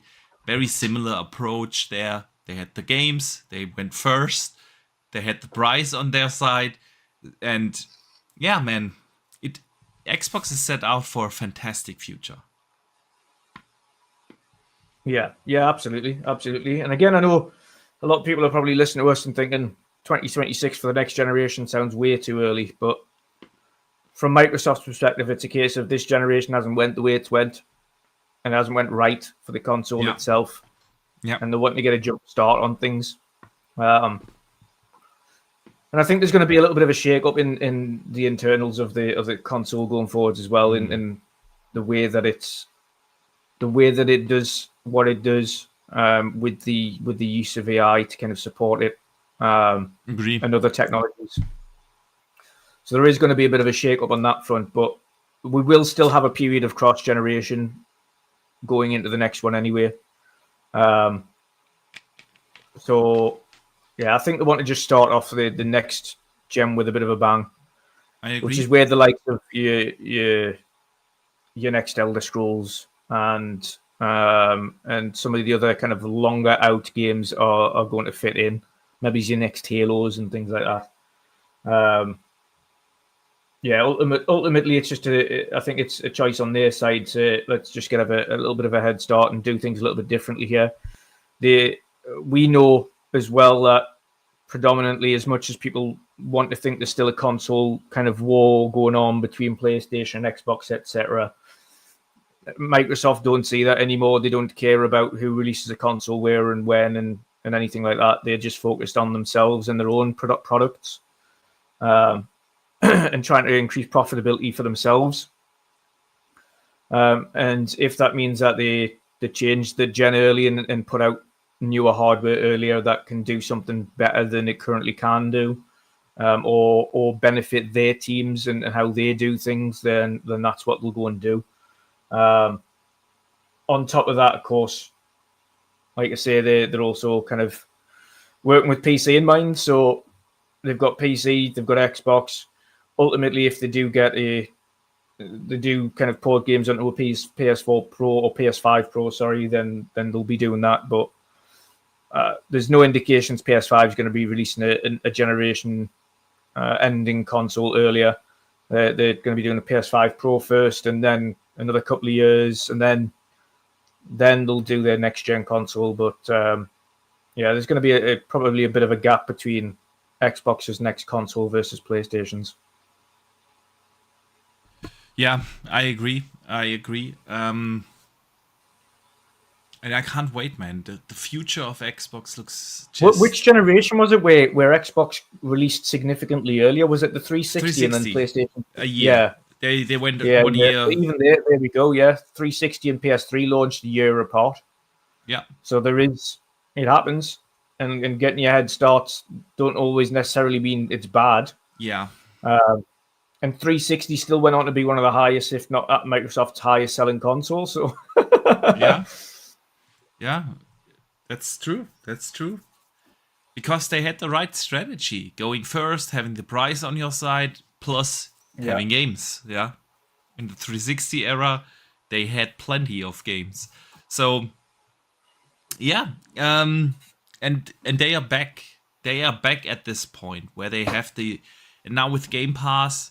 I mean, that was also one of the key messages, right, from the showcase. Okay, Game Pass is just by it's far, too good a and it's value not now. even close. Yeah, the Yeah, best value in gaming. The plethora of games you're getting, the is of quality games you're getting from your likes of the highest blockbusters like Call of Duty and Diablo to fantastic first party games with Indiana Jones, which also, by the way, looked absolutely awesome. I can't wait to play yeah, Indy. it does. And Avowed and Stalker and Fable and Perfect Dark and Doom and Gears, and it's just insane. And yeah, I feel like for the first time in a long time, Xbox really put now pressure on PlayStation, and isn't that what we always wanted? And I'm not a fan of the console war thing. It's no secret, but I am a fan of competition. Yeah, because I feel like what PlayStation has been doing over the last couple of years, releasing remakes and remasters all day long, price increases, yeah,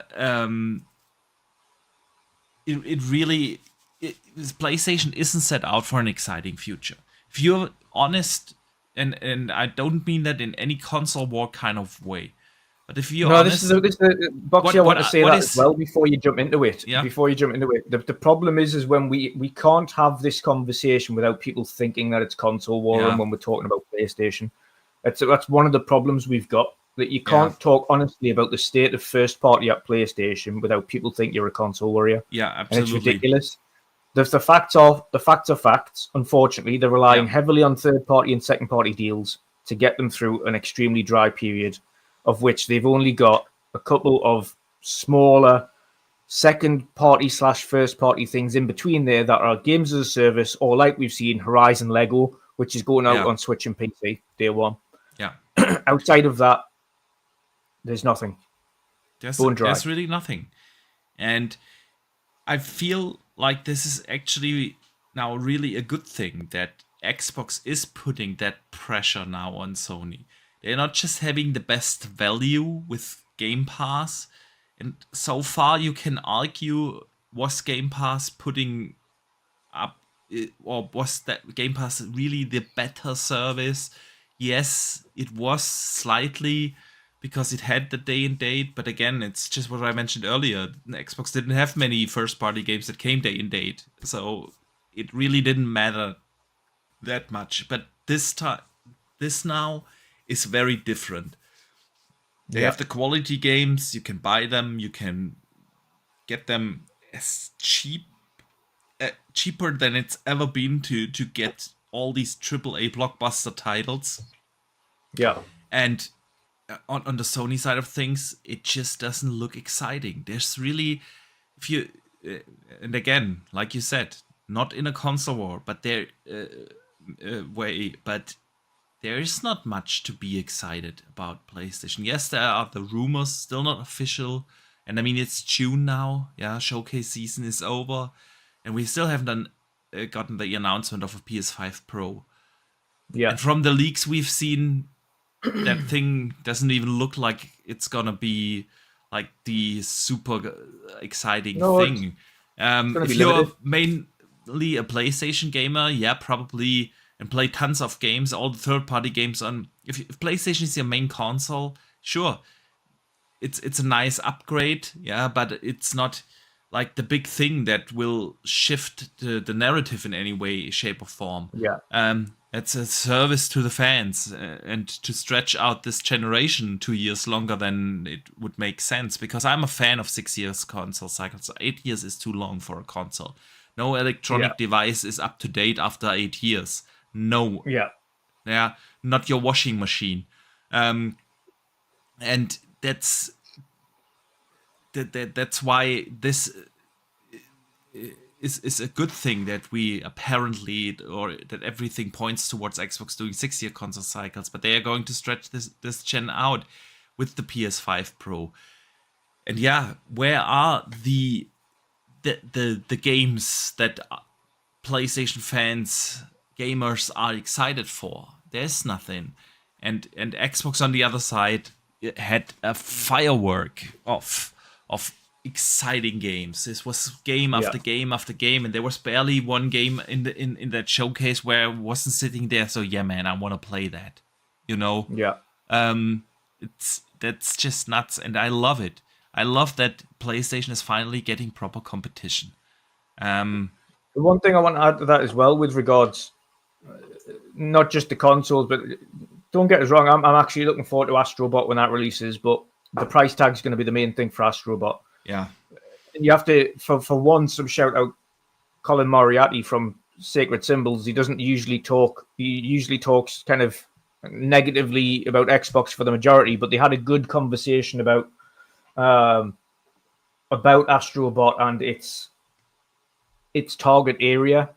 And although it should do well, and they hope it does well, ultimately, the audience it's targeting will automatically deem it not to be a mega success as the way that people wish or hope it's going to be. Astrobot is very much a game that will be overlooked by the majority, especially the hardcore PlayStation fans. They're not ones that are going to pick up this, should we say, childlike platformer game that is an ode to PlayStation, because the entire thing is just an ode to PlayStation. It's not about anything else. It's got loads of different quirky PlayStation things in it, controllers and references to PlayStation IPs and consoles and things like that. That's great, but it was fun when it was a free game on your PlayStation 5. But when you're talking about a $60, $70 full game of Astrobot, that's ultimately the same but larger. Yeah, it's not something that's really going to move the masses for them, and we've seen that on a few occasions. Even things that was praised at being really great, like Eternal, barely shifted. It barely did the numbers that was required in order to be what you would class as a big success for that new IP. It was all right, don't get us wrong, but it was still sub $1 million. So it wasn't like a big thing, and I don't think Astrobot's going to set the world on fire there either. And I think personally, Horizon Lego will do bigger numbers on Switch than it will on PlayStation. Yeah. So it's one of them, and then going forward, because of, and a lot of PlayStation fans need to understand this, because they've had to change gears and say the gas stuff we went too far in on straight away. Yeah. We've had to ditch a load of projects and get teams turned around and start working on single player things again. Naughty Dog themselves said, yeah, we've ditched factions now and our entire team is now working on the next one. That's not far along. If there's anything brand, and it's a brand new IP, it's not The Last of Us, by the way, from Naughty Dog. It's a new IP. So because it's a new IP, it's not going to be a swift turnaround from The Last of Us 2, where they can use assets and use mechanics and do something new. Because it's a brand new IP, there's going to be new mechanics and new engine stuff to figure out and new assets to bring in and new story and characters. And so there's not going to be a quick asset flip from it. So it's not going to be a quick turnaround. The only ones that could be closer to being announced is Cory Barlog's game or maybe Sony Bend. Yeah. or Sony bend. Them two are the closest, and maybe again Ghost of Tsushima 2. So there's 3 games, and then you've got Insomniac later down with Wolverine and the next Spidey Yeah. or X-Men, whatever it is that they bring out first. But you're still talking about 26 before I agree. a big PlayStation IP Yeah. comes out. So they're Yeah. still heavily relying on second party stuff coming up. Yeah. So when you're talking about being transparent with your own fans, the state of play kind of showed that there wasn't anything to shout about, even on a state of play. And I don't think they're going to get a showcase this year. I don't think they're going to get a Me PlayStation neither. showcase this year. I'm with you. I don't think that they will do that. They will somehow maybe a state of play for the PS5 Pro, you know, and maybe they show off like one of their first party titles running on that system that is then hopefully slated for holiday 25 or so. But I feel like this year, and someone in the chat who said it, Film or Pocket said it. Also, PlayStation has a 2022 Xbox lineup this year. Yeah, couple of good games, but no blockbusters, and that's exactly what it is. Yeah, like you said, a lot of second party stuff. I mean, they had Final Fantasy Rebirth earlier this year, which was, I loved it. It didn't set the world on fire though, right? Sales were underwhelming. Then they had Stellar Blade, you know, yes, also didn't set the world on fire. Kind of came and went. A couple of people were excited about the big boobs and the good-looking ass, and that's about it, you know. With I wanted to say Hellblade, Helldivers. Yes, they had their first multiplayer game in a long time, which was still not first party. Yeah, and that's, but what did I say as well when that launched? I said, let's see how it is in 6 months. Let's see how it is in 3 months. Let's see how it is in a year. And where is it now?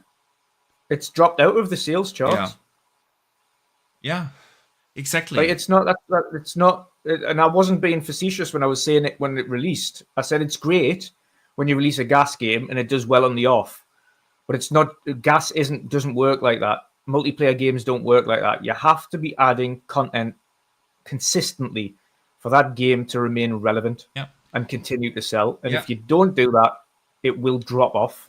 So I said, right, we'll give it 3 months and we'll give it 6 months and we'll see where it is. Yeah. And it's already starting to drop off. And that's because the content additions aren't there. Little updates and given like little environment things and given the occasional event that happens and think every multiplayer game does that. Sea of Thieves does that on the daily, on the weekly. Yeah. We've got these big events that happen, and then like Call of Duty does that all the time, and like Diablo does Fortnite. world events all the time and special events, and Fortnite does it all the time. But these are things that need to be consistent on top of new content. And if they can't get that down all right, and then we've seen Concord, and already Concord's going to be, it's already done out the gates. We've seen outside of Concord, which is a PvP arena shooter. Okay, we've got it's being priced at 40 when every one of its competitors are free. It's dead out the gates. Yeah. It is. I there's no chance. Well, no chance. There's no world that I can see where that game is gonna be a success. Like you said, and then we also Overwatch 2 is free. Valorant's now coming to consoles for the first time for free. And then we've got that new one that one was showing off in this showcase, and I keep forgetting the name of it. That one's free. And then we had the Marvel game that's free. That's another PvP arena shooter. Yeah, and you've also the still got Ubisoft Overwatch one. 2. What's it called? Something with X Defiant. X Defiant is another free one. Yeah. Yeah. So there you go. This is that right out of the gate, and I'm with you. And that is, I mean, if you think about what are the games that are exciting, they had a couple of good ones this gen. Yeah, God of War, Spider-Man, Horizon Forbidden West, and They started really well. they started really well, but this excitement really drops off because Naughty Dog is cooking too long, and Bend and also and all the others, and it's getting dry, and you can have that, and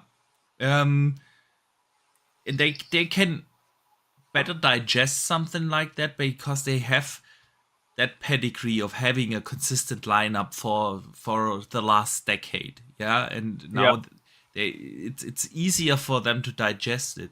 But when the other side looks so good, so enticing with your Fables and the Perfect Darks and Dooms and Halos and Gears and Avoweds and Indiana Jones, and this is it's just crazy, and I love it. I love that there is this fantastic competition.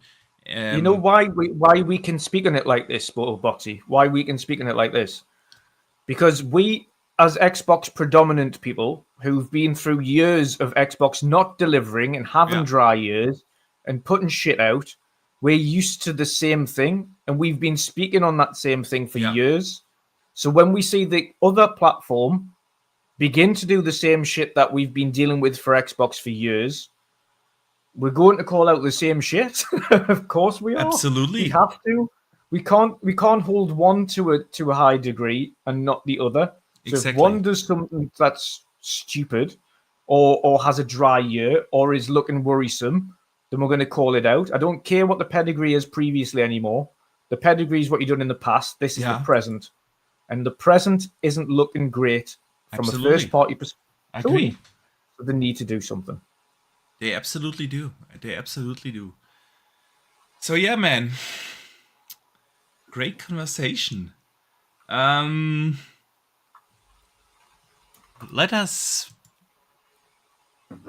me bring up one thing. Also from the Phil Spencer interview. It felt to me like Phil has been taking shots at Sony. When he was on stage at the Xbox showcase and he opened up with Call of Duty and was like emphasizing, okay, for the first time ever, everyone is going to get the same content at the same time.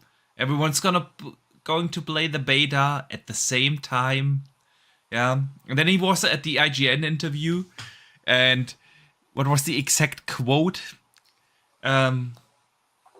Call of Duty. He was talking about Call of Duty and giving Call of Duty players choice.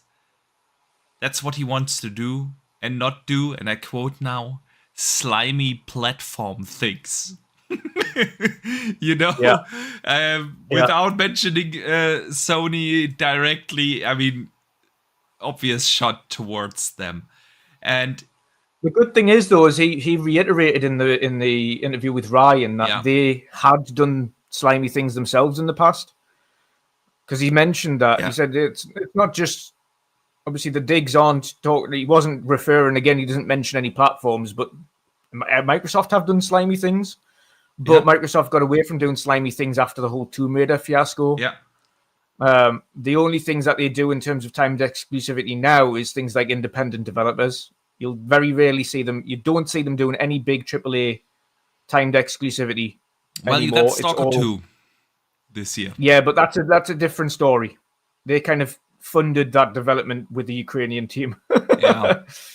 That's a bit different, and they're very appreciative of that. So you've got the certain circumstances where you can go, okay, that's a bit different. Stalker will come out on PlayStation, and I don't think it for them as well, if you have a look at Stalker. And the only reason I'm going to have to say this and kind of defend that argument is ultimately they are in a position where they cannot spend all year and years making multiple versions of one game. They don't have the time frame and they don't have the funds.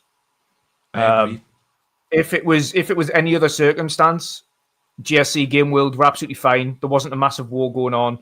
Microsoft didn't need to do that, and they just got them on a Game Pass deal.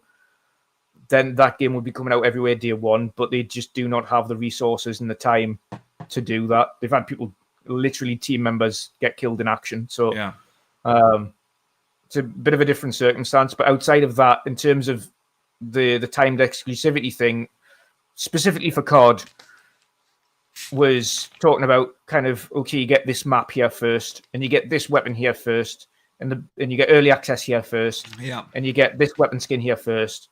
And like Hogwarts Legacy, you get this map and this game mode first. That's only just come out in the summer release now, by the way, for Hogwarts. Yeah. You get this little new mission here first on PlayStation. And this is the type of stupid shit that doesn't need to be timed exclusive. I totally agree. One mission? Why? What's the point? Yeah, I totally agree. Man. I just found that funny and it tells you how confident they are in themselves now. Rightfully so. With that lineup, man, you can be confident. So yeah. Listen, another game that was shown at the Xbox showcase was Dragon Age. It got its first trailer on the Xbox stage. And such a day and night response, though, wasn't it? A day and night response. Absolutely. When it showed up at the Xbox stage, people were like, what? Yeah. I mean, Fortnite. Listen, it looks like Fortnite. Yeah. People were insecure about the art style and the trailer put off like, okay, this is gonna be like comedy game, funny. Yeah, is what they were aiming for, and that's so weird. I don't know how you could put such a trailer together and then show 2 days later 20 minutes of continued gameplay, which looked very different from what they've shown in the trailer and looked absolutely phenomenal. So have you have seen it. But what were your thoughts on Dragon Age Veilguard and the gameplay reveal that we got this Tuesday? Yeah. So much like other people, when I seen the initial reveal video, I was a bit underwhelmed. I was like, okay, it's great that they've got Dragon Age at the showcase, but that I don't think that did Dragon Age any favors.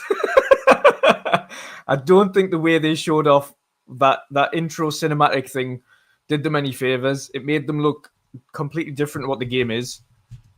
And then the gameplay got shown off, and it really put a lot of people at rest. The gameplay looks fine. It looks fantastic. It's going to an action RPG route, which is much better for me, because I wasn't a big fan of the type of game, the type of play style that the previous Dragon Ages were. So I am glad that it's going more to an action RPG route. So for me, it's significantly more likely I'm going to jump on Dragon Age now than it was the previous titles. If it had stayed the same way in the same play style. If it had stayed the same play style, you probably wouldn't have got me on that game. Yeah. Because I wasn't a big fan of it. But now I know it's an action RPG, you've got a significant chance of me getting onto Dragon Age Veilguard at launch. But no, the game looks great. I'm not I know it is. I don't have any qualms with games looking massively colourful and anything like that. I thought it looked great. It looked like it ran smooth. It looked fantastic. Yeah. Combat looked good. Yeah. So no, I'm much more inclined now to pick it up. No, I think it looks great, especially from the gameplay. Yeah. And Siki in the chat says it's not open world, sadly. Honestly, I'm totally fine with that. Yeah. Not every game needs to be an open world game. I like that it's more linear. It still has its open areas, but once you take up a mission, you're gonna have like a linear progression through that quest, and then be back at the hub area and the open areas and everything. And I really like that. I also like the vibe that they are going for, serious but not too serious. Like, from a visual perspective, it looks fantastic. Yes, they have these stylized characters, but the characters themselves are almost, I don't want to say photorealistic, because that's hardly the case with that kind of art style. But if you look at, the hair rendering technique and things like that, the reflections, You know, there was this, it was night, it was dark, it was raining. You see the reflections in the puddles and everything. It looks fantastic. And I'm with you. I do like the original Dragon Age. A huge fan of the series. But yeah, every kind of gameplay element has its time and place. And in 2024, taking that combat approach is probably definitely the safer bet to appeal to a bigger audience, you know. And they still have that, you know, kind of action wheel that you put up and everything freezes and you can choose, okay, I'm gonna do this spell or that action. And quite obviously that was a very early part in the game because the tree hasn't been unlocked. There was only like 1 or 2 skills available of dozens of different things you can do in that game. So I wonder how the combat and everything looks a little further into the game. But they have 110% convinced me with that gameplay reveal. I like the serious tone of the story that they are going for. Solas is back, that bastard, you know. It looks phenomenal, and I can't wait. I really, really did enjoy that gameplay reveal. Yeah. What I didn't enjoy so much, Dutch, was Ubisoft Forward. Yeah, here we go. Let's get into it. I don't know. Yeah. I was simply expecting more because, listen, the 2 big ones, obviously Star Wars and Assassin's Creed Shadows. Both games in themselves look fantastic. Like Assassin's Creed Shadows looks exactly where I want them to go with the next open world RPG-ish action Assassin's Creed. I did enjoy Mirage, but man, I'm a fan of the open world Assassin's Creeds, and great setting, very cool to play 2 different characters and not in the way like they had them in Odyssey, you know, where you chose at the very beginning of the game, do you want to play as Cassandra or what was his name? Can't even remember, Alejandro or something. And Alexios, it was Alexios. And you were able to choose, and then you had to play through the entire game with that particular character you choose at the very beginning of the game. Now this is going back and forth. You will play some missions with him and some missions with her, and especially she is what I want in that next Assassin's Creed game, you know, back to be a little bit more of the stealth elements, and everything looks drop that gorgeous from a visual point of view. So I'm completely sold on Assassin's Creed Shadows, and Star Wars Outlaws looks just nuts. That is insane, the level of detail and the Star Wars vibes you're getting, and all the different kind of mechanics that they put in there, from, you know, your cover-based shooting to stealth to having like this police kind of system from GTA in there, where the stormtroopers are then coming after you, to having dogfights in there. You know, I also love that they said it's gonna take you around 30 hours to complete the story, so it's not like 100-hour game. So completely sold. In itself, those 2 games were fantastic, but we've seen Star Wars Outlaws already. Yeah, it was just a different mission that they have shown, and cool, and we're gonna play that in 2 months, and I'm excited, but I wanted something new. And the only really new thing was Assassin's Creed Shadows with its gameplay reveal. We already knew how it's gonna look after the Xbox showcase, so that wasn't a big surprise. It's like, and when you think about it, like, what was this, 7 years ago, they announced Beyond Good and Evil 2. Where is that game? like 4 years ago, they announced the Splinter Cell remake. Where is that game? What's up with the next Far Cry? Yeah, where's the next Watch Dogs? Or anything? Yeah, what's up with Division? Ubisoft actually has such a great lineup now. Yeah, Watch Dogs has been a while, Far Cry has been a while. It's and obviously the remake that everyone wants, the Splinter Cell remake, has been cooking for so long already for a remake. Yeah, we're still talking remake here, not entirely new game. So what's up with that? Then they re-announce Prince of Persia remake again for 2026. I think it was 26 that they said. Yeah, okay, we've seen that game 3-4 years ago already. I don't know how you felt about it. And then halfway through, they just shown the same gameplay for Star Wars Outlaws and Assassin's Creed again. What was up with that? I was like, did I accidentally skip back in the YouTube timeline? And am I watching the start of the show? This is the exact same mission that they've shown at the beginning of the show. They've shown at the end of the show. Like, really not that exciting. The Prince of Persia thing baffled me because this is a game that has already been started, and then they've restarted development. And even having restarted development years ago, they still only had the title screen to show. Mm.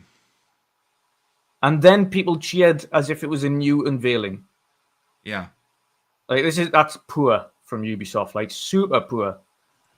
We already knew about Star Wars, we'd already seen Star Wars, we'd already knew about Shadows, we'd already seen Shadows. So there was literally no new announcements apart from a new Anno. And even then, all that was an announcement. We're making Anno. But nothing short for it. And then a re-reveal of a game that they'd already had in development that had no gameplay. Mm. Nothing, just a title screen. Yeah. That was a really poor show from Ubisoft, like really poor.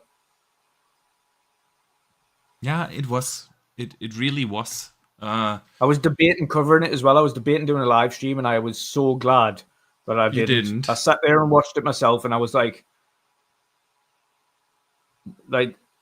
what is this? Like, this is what I was like. That's unfortunate because exactly. And isn't it unfortunate because they should have something to get gamers excited. Yeah, they are working on a next Division game. We know that, the remake and Beyond Good and Evil and all the exciting stuff. So where is it? Beyond me, but. Yeah, Dutch. I think we pretty much covered this post-Xbox show week and everything and the aftermath and everything that happened.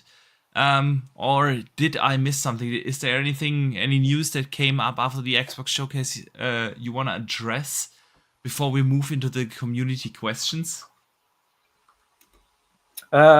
Yes, one thing. My highlight of the show was Clear Obscura Expedition 33. We'd said it before. We'd said it the month before. We'd said it the week before. What I really want is a AAA turn-based RPG. Yeah. And Clear Obscura Expedition 33 looks to be delivering that. I could not. It caught me right off guard. When it was first shown, I was like, I wonder what this is. This is strange. And then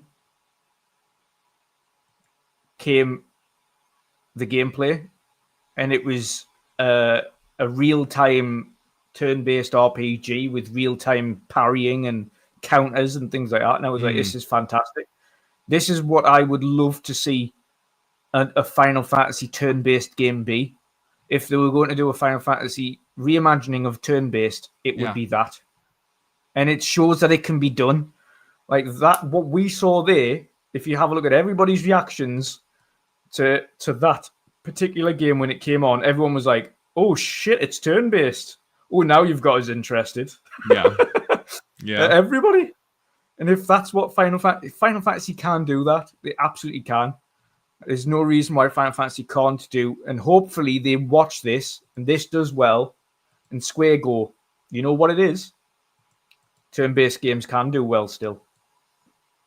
It's true. It's so true. I mean, we've seen that with the success of games like Baldur's Gate and so on. Yeah. Turn-based is back, man. I feel like over the last 2-3 years, we've seen a resurgence of turn-based games. And Expedition 33, man, drop that gorgeous game. It has this, like you said, blockbuster vibe to it, because a lot of the absolutely fantastic turn-based RPGs, especially JRPGs, have been your likes of Sea of Stars, your Octopath Travelers, your Ayuden Chronicle 100 Heroes, all games I thoroughly enjoyed, but none of them look like your blockbuster title, But this one has this polish, the visuals, I'm really, really looking forward to that, man. Yeah, it's shot straight up into one of my most anticipated games for next year. Yeah, for sure. It's going to be such a good year next year. Fable, South of Midnight, Clair Obscura, Doom. Yeah. I cannot wait. It's going to be such a great year. Such a great year. Can't wait. The rest of this year is going to be also very awesome. I mean, come on. We get end of August, Star Wars Outlaws, which looks phenomenal. We get Stalker 2 early September. We have Indie and Avowed. We have Call of Duty in Game Pass this year. We get Vessel of Hatred and Shattered Space add-ons. We get Dragon Age. Yeah, Towerborn. Dragon Age, man. Big. You know what comes out next month as well? Dungeons of Hinterberg. Yeah. Yeah, true. July 14th. Yeah. Yeah, so there's the rest of this year. It's going to be madness. Age of Mythology, man. Oh. Mm-hmm. Age of Mythology, yeah. I'm going to be playing that whilst you're studying. Yep. You will. And I will block you throughout that entire period. We're like, Boxy, look at this. Boxy, look at this. You leave me alone. Yeah. I will not. It's absolutely one of my most anticipated games this year, for sure. Yeah. No secret how much I love real-time strategy games, especially the Age games. Age 4, 700 hours in it. Love it. Age of Mythology, can't wait. But I won't be able to play that before the end of September.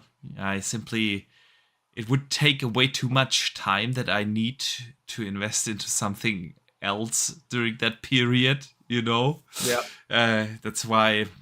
So, but man, this year is gonna be madness, and like you said, next year, insane.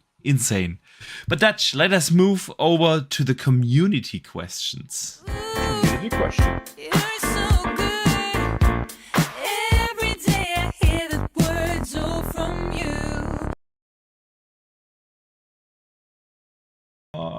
Okay. All right. Dutch, this week we have a lot of community questions.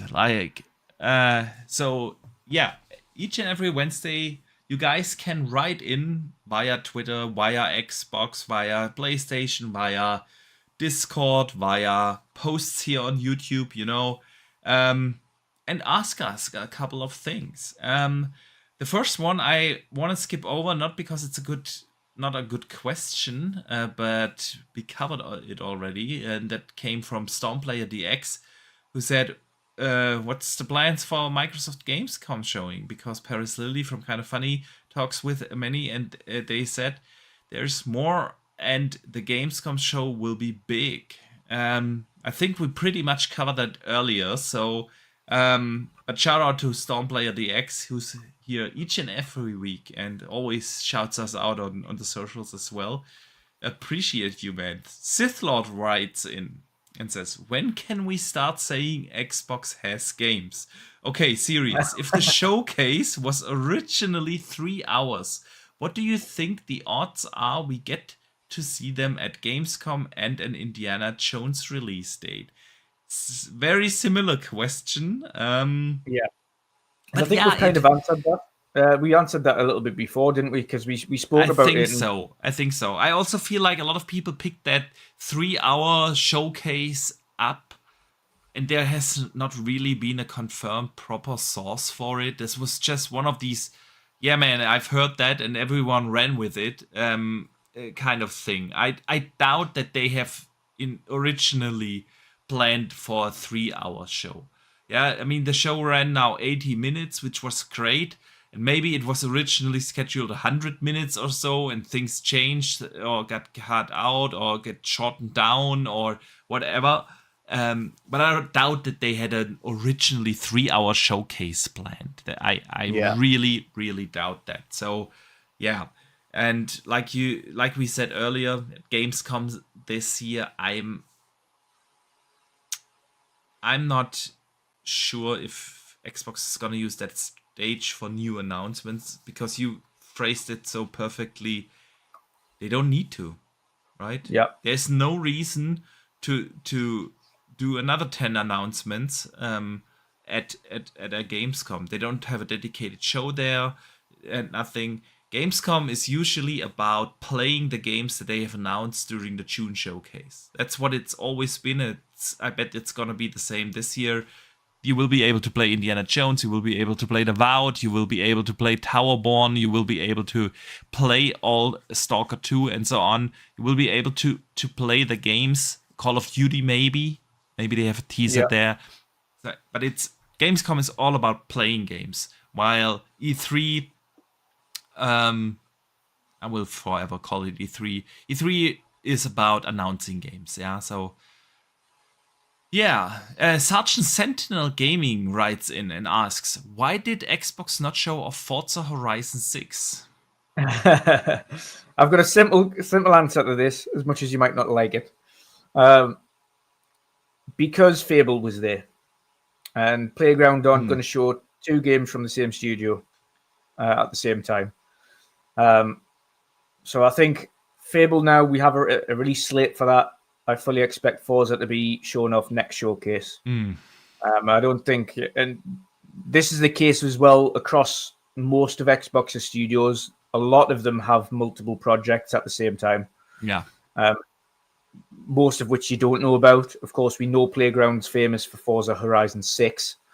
So naturally we know, Forza Horizon, but we know Forza Horizon 6 is in the works. Yeah. But for a change, they've also got this big Fable project. So they're getting that smashed out the park first. Yeah. And then they'll talk about Horizon. Yeah. I'm with you. There is no need to announce a Forza Horizon 6 years in advance. It's Forza Horizon 6 is that kind of game that you announce in June and then release it in the fall or holiday season. Yeah. You can announce it in June and release it in August. It does them no harm. Yeah, exactly. It does them no harm, and there's no need. And I'm also with you, even though Fable and Forza are 2 different teams, at the end of the day, a lot of resources of the studio are still bound to your next release. All the play testers are busy. All your marketing on your that next marketing game. and your social teams and so on. All that stuff that you don't have double, and don't have twice. That's why I doubt that they will do that, and that they are currently fully focused on getting Fable out. Yeah. But that brings up, of course, the question, man: is Forza Horizon 6 a 2025 game? Because Fable's coming next year. Is Playground going to release 2 games in the same year? I have my doubts. Yeah. Dave Ramos writes in addition to forward compatibility with Gen 10 Xbox devices, #handheld, do you think the Xbox forward compatibility team is also tasked with forward compatibility with potentially different hardware for xCloud? Absolutely. I would say. Yeah, they Because just need to get on top of it quicker. do they? The problem they had at the beginning of this generation with xCloud was that they used a lot of their units at upgrading cloud servers to Series X. Yeah. Instead of flipping them to people. That is true. And that in a time period where we had stock limitations, right? And availability issues. But I totally expect them to upgrade their servers with next gen whenever that comes out, and of course the team has to work on that. So and I feel like xCloud actually needs that, because like the best streaming service right now out there is Nvidia. GeForce Now. You can use a 4090 over the cloud for crying out loud. You get a 4090 over the cloud, and it's and also in terms of frame rates and resolution and everything, what you get there is just, it's not even close, honestly. Yeah. While xCloud is great, it works actually great. Yeah, you are still limited by that, and I feel like, of course, they are going to upgrade that once they have the next gen hardware out there. I think one of the key things they need to do for xCloud as well is have a higher native resolution, because it's like a lot of the time the resolution on xCloud isn't great. It's not. It's okay for handheld and on the go. But if you're doing things like cloud streaming on the consoles for previous generations, it's especially on the console, the cloud streaming is the resolution's not great. Like, yeah, it's not. PC's okay, but again, on PC, 9 times out of 10 you've got a smaller screen than you do a big TV. Yeah, so cloud really needs a boost. It does. It needs to be at least a native 1080, if not a native 2K. Yeah, I agree. Oscar Gons writes in, when do you guys think is the release date for Perfect Dark? 26. Yeah, I would assume so probably too. Fall 26. Yeah, I would assume so too. Especially after hearing the rumors that maybe Gears is going to be a 25 game. I feel like Perfect Dark needs a little in the oven. Not that it showed off bad in any way, kind of. The wording from Matt Booty suggested it was still a while out. Yeah, I agree. Perfect Dark, and I'm still placing my bet on Gears being a 26 title too. Perfect Dark, Gears 6 as launch titles for the next gen hardware, in 26. That sounds like exactly what they're going for. From a little bit further reports, apparently the further reports on Gears release date was initially they were going to try and release it before Fable next year. But their current target is between October and December of next year. Oh, okay. Yeah, maybe, man. Maybe I take Gears next year, no doubt. I'm Holiday itching. Gears, absolutely. Nice Christmas break. Oh, definitely. So I would take that, but I'm a little cautious with these Gears leaks, because listen. It was no secret. Everyone knew that they are working on a new Gears. But no one of these so-called insiders anticipated it to be E-Day. Nope. No one. So if they were able to keep that under wraps, they were able to keep their release schedule under wraps as well. Yeah. Right? And everyone we had on our prediction show was expecting the Gears collection to be there. And guess what didn't show up? And not to brag, but who said to Randall Thor during the prediction show, I don't think it exists. That was me. I think it exists, but I don't think it's anytime soon. And I think it's for good reason. See, why I think it's for good reason? I want the Gears collection. I truly want a Gears collection. I would love that. I would absolutely love that. But I feel like this is one of these rumors that was put out as an educated guess. Someone claimed, oh, I have a source, I have an educated guess, there's a Gears collection coming. Because, yes, it would make sense. Obviously, it would make sense to do that. Yeah, similar to the Master Chief collection. Would make sense to do that. But then they made an educated guess, put that out as a rumor. And since this has been cooking in the community for 3-4 years now, yeah, we for years we've been talking about this alleged Gears collection coming. I feel like this is just one of these things that nobody remembers it, that it just started as a rumor from someone who has apparently a source, who knows a guy who has a father and a cousin, and that's it. And that's it. If there were truly something to this Gears collection, we would either have it by now, or we would have heard something from a really trusted source.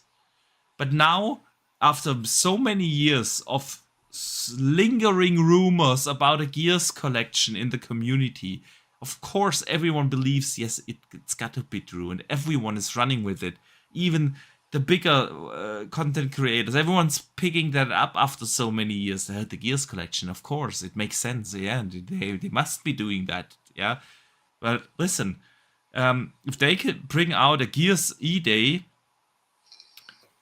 somewhen next year or in 26, and we haven't seen or heard anything about the Gears collection, they're not gonna bring out the Gears collection after E-Day. No, it would make more sense after E-Day. It wouldn't. No, it wouldn't. Of course it would, because E-Day is a prequel. A Gears collection would be 1, 2, and 3 remade. So you do prequel 1, 2, 3, and then continue the franchise with 6. So you could have Gears collection in between E-Day's release and the Gears 6 release, because Gears 6 will be miles away from Gears E-Day. Okay, from that train of thought, yeah, okay. In terms of you can play through the Gears saga chronologically, then you have the prequel, then you play the original. Then you play, because obviously it'll get people into Gears 2 and Gears 3 was never remastered. Yeah. It was only Gears 1. I'm leaving my eggs in the basket. I fully appreciate that. I think if it exists, I think it will be after E-Day, which is likely going to be something like 26 or 27 when that releases, and then you're going to have a big gap, and then then Gear 6 whenever that comes out. So I think if it exists, they'll use it as a stopgap. Okay. Now, here's the collection for you to play through in a remastered version or a remade version in Unreal Engine 5. You can enjoy that chronologically in this Gears collection, and then when Gear 6 comes out, to do that. If it exists, I think that's the way it'll do. I don't think it's... I never thought it would be coming beforehand, and especially now E-Day is being announced. It doesn't make any sense to release a collection prior to E-Day, because E-Day is a prequel. So from just a logistical standpoint, it doesn't make much sense doing it prior to that anyway. Yeah. That's if it exists. We shall see, man. I'm just... again, I would love it. I know it would make sense to do it. And it depends if they've just farmed it out to somebody else to do. If they've farmed it out to somebody else to do, and just do a nice little paint across it, and they don't really change it mechanically. Okay, make this look fancy in a new engine, or make this look fancy in an upgraded engine. You've got all the original assets. Give it a good lick of paint and release it as a collection. Then get it done. You never know; they might farm it out, or they might have already farmed it out. Yeah, you never know. We shall see, man. Eventually, we shall see. Only time will tell. Only time will tell. But I'm sticking with, okay, this is just one of these rumors that has been in the community for too long, and it actually doesn't exist.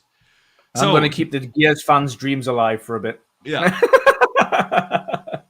It pains me to say it, It pains me to say it, because I would love it. I would definitely love it, to be real. And I hope I'm wrong. I truly do. Okay. These are things where you do hope you're wrong. I hope I'm wrong. Yeah. And if I am wrong, great. I'm great. I'm glad I'm wrong. Yeah. Yeah.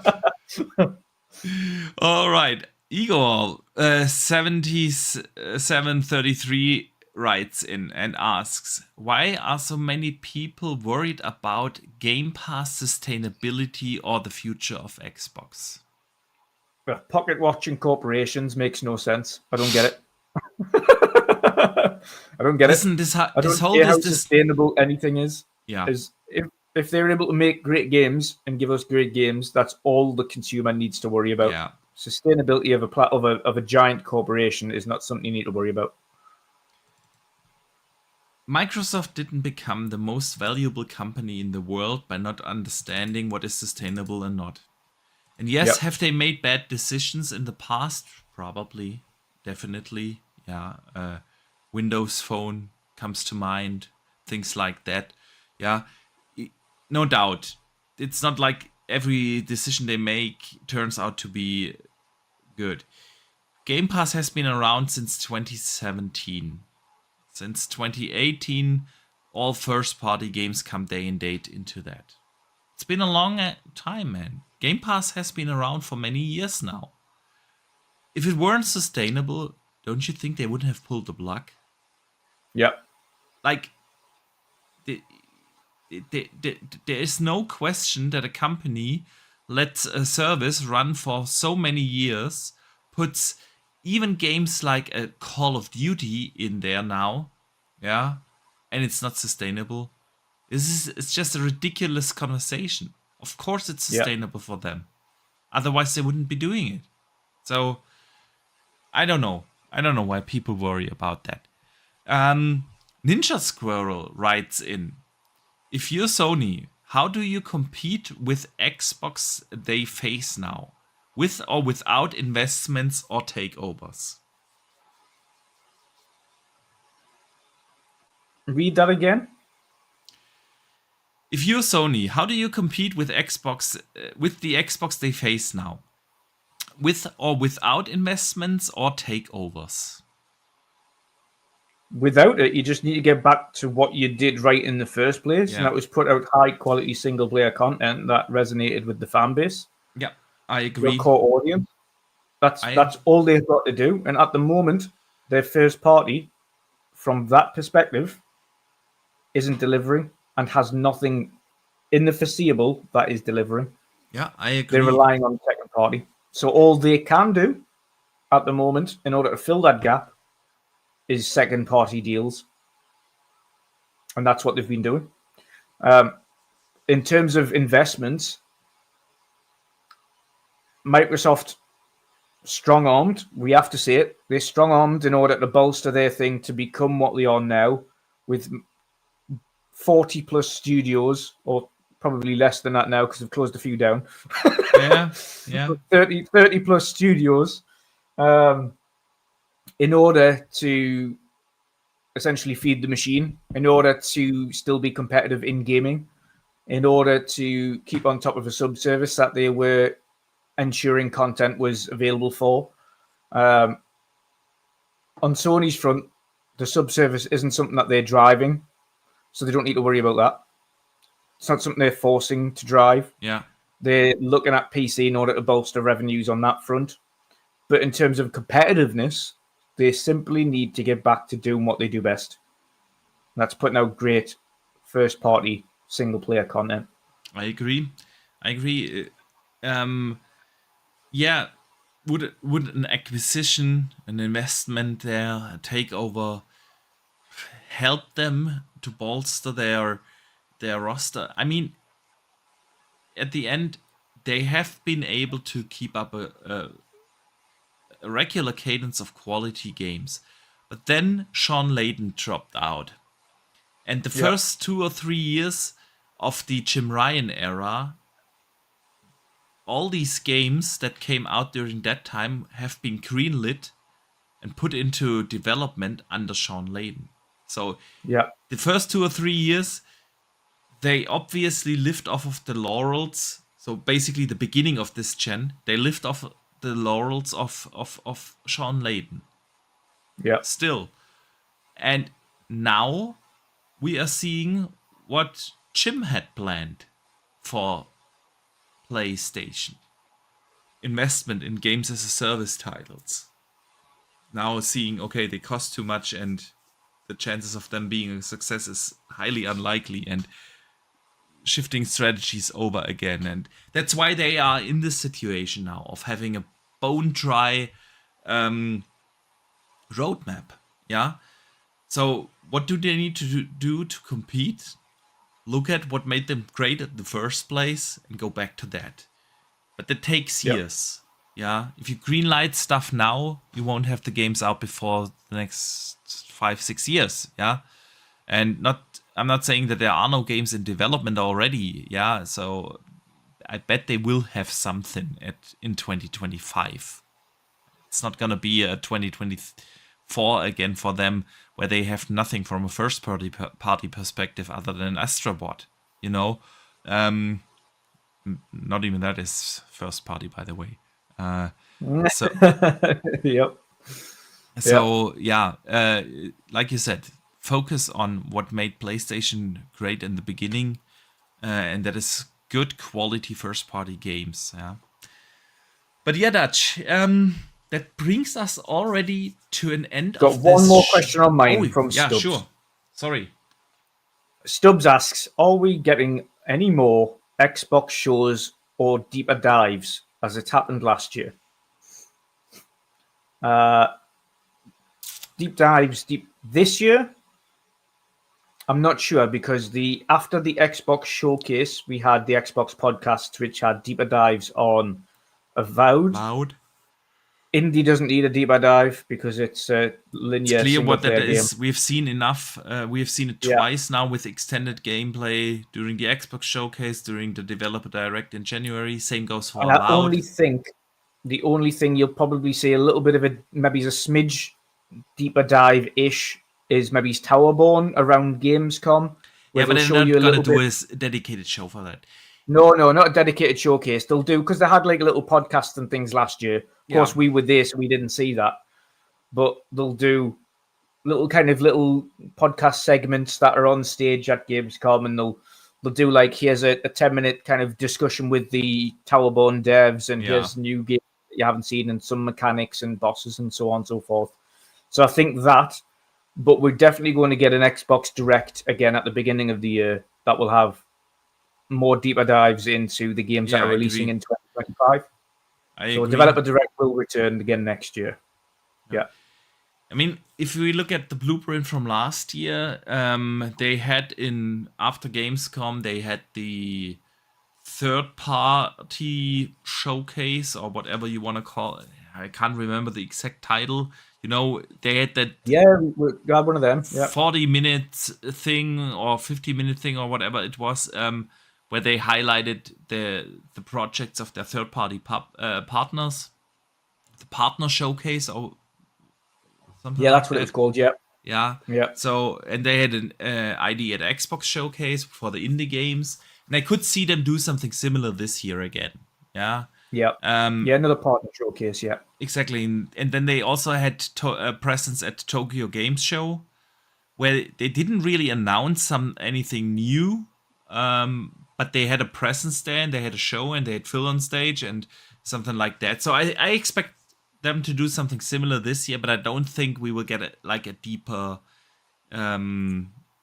like a developer direct or let alone another showcase. So yeah. All right. Awesome. Dutch. Thanks for the question. Yeah, thanks to all the questions, and a big thank you to this awesome community. We have reached the end of our show, and I want to take that opportunity to say a big thank you to everyone who tuned in here today, who was active in chat, of course, having the discussions with the community. You guys are awesome. You guys are the reason why we're doing this, and we couldn't be more thankful for you to tune in here each and every week. Also, a big shout out, of course, to our audio listeners who made it to the end. We appreciate each and every one who listens to the World of Gaming each and every week. So big shout out to you, Dutch. Big shout out to your chat as well, and of course to you. let everyone know where they can find you, what you've coming up, man. Yeah, you can find me everywhere at Wondering Dutch, X or Wondering Dutch. Should be the same on all platforms now, including PlayStation and Xbox and Twitter, Wondering Dutch X, and YouTube, and so on and so forth. So you can find me everywhere at the same name. I don't have anything substantial coming up anytime soon, just your generalized podcasts, maybe a couple of streams here and there, maybe a community game night over the weekend as well, play some games. But other than that, I'm just going to be relaxing and playing some games and getting back to what we love after a busy weekend that we've just had. So, yes, it's been great. Good stuff. It has been great indeed. So, again, big shout out and thank you to everyone who listened here. Big thank you, of course, to all the channel members that do support the channel each and every month here. And, of course, a big thank you for the super chats that came in. We super appreciate that. You can find us, of course, back here next week on the at the regular time slot, Thursday, 2 p.m. Eastern, 8 p.m. Central Europe, 7 p.m. UK time. We will be back with the next episode of the World of Gaming. But for now, the weekend is near, right? And we gotta just relax, play some games, and there's plenty of great games already out. The rest of the year will be even more insane. So do enjoy whatever you play, wherever you play, and don't forget to game on.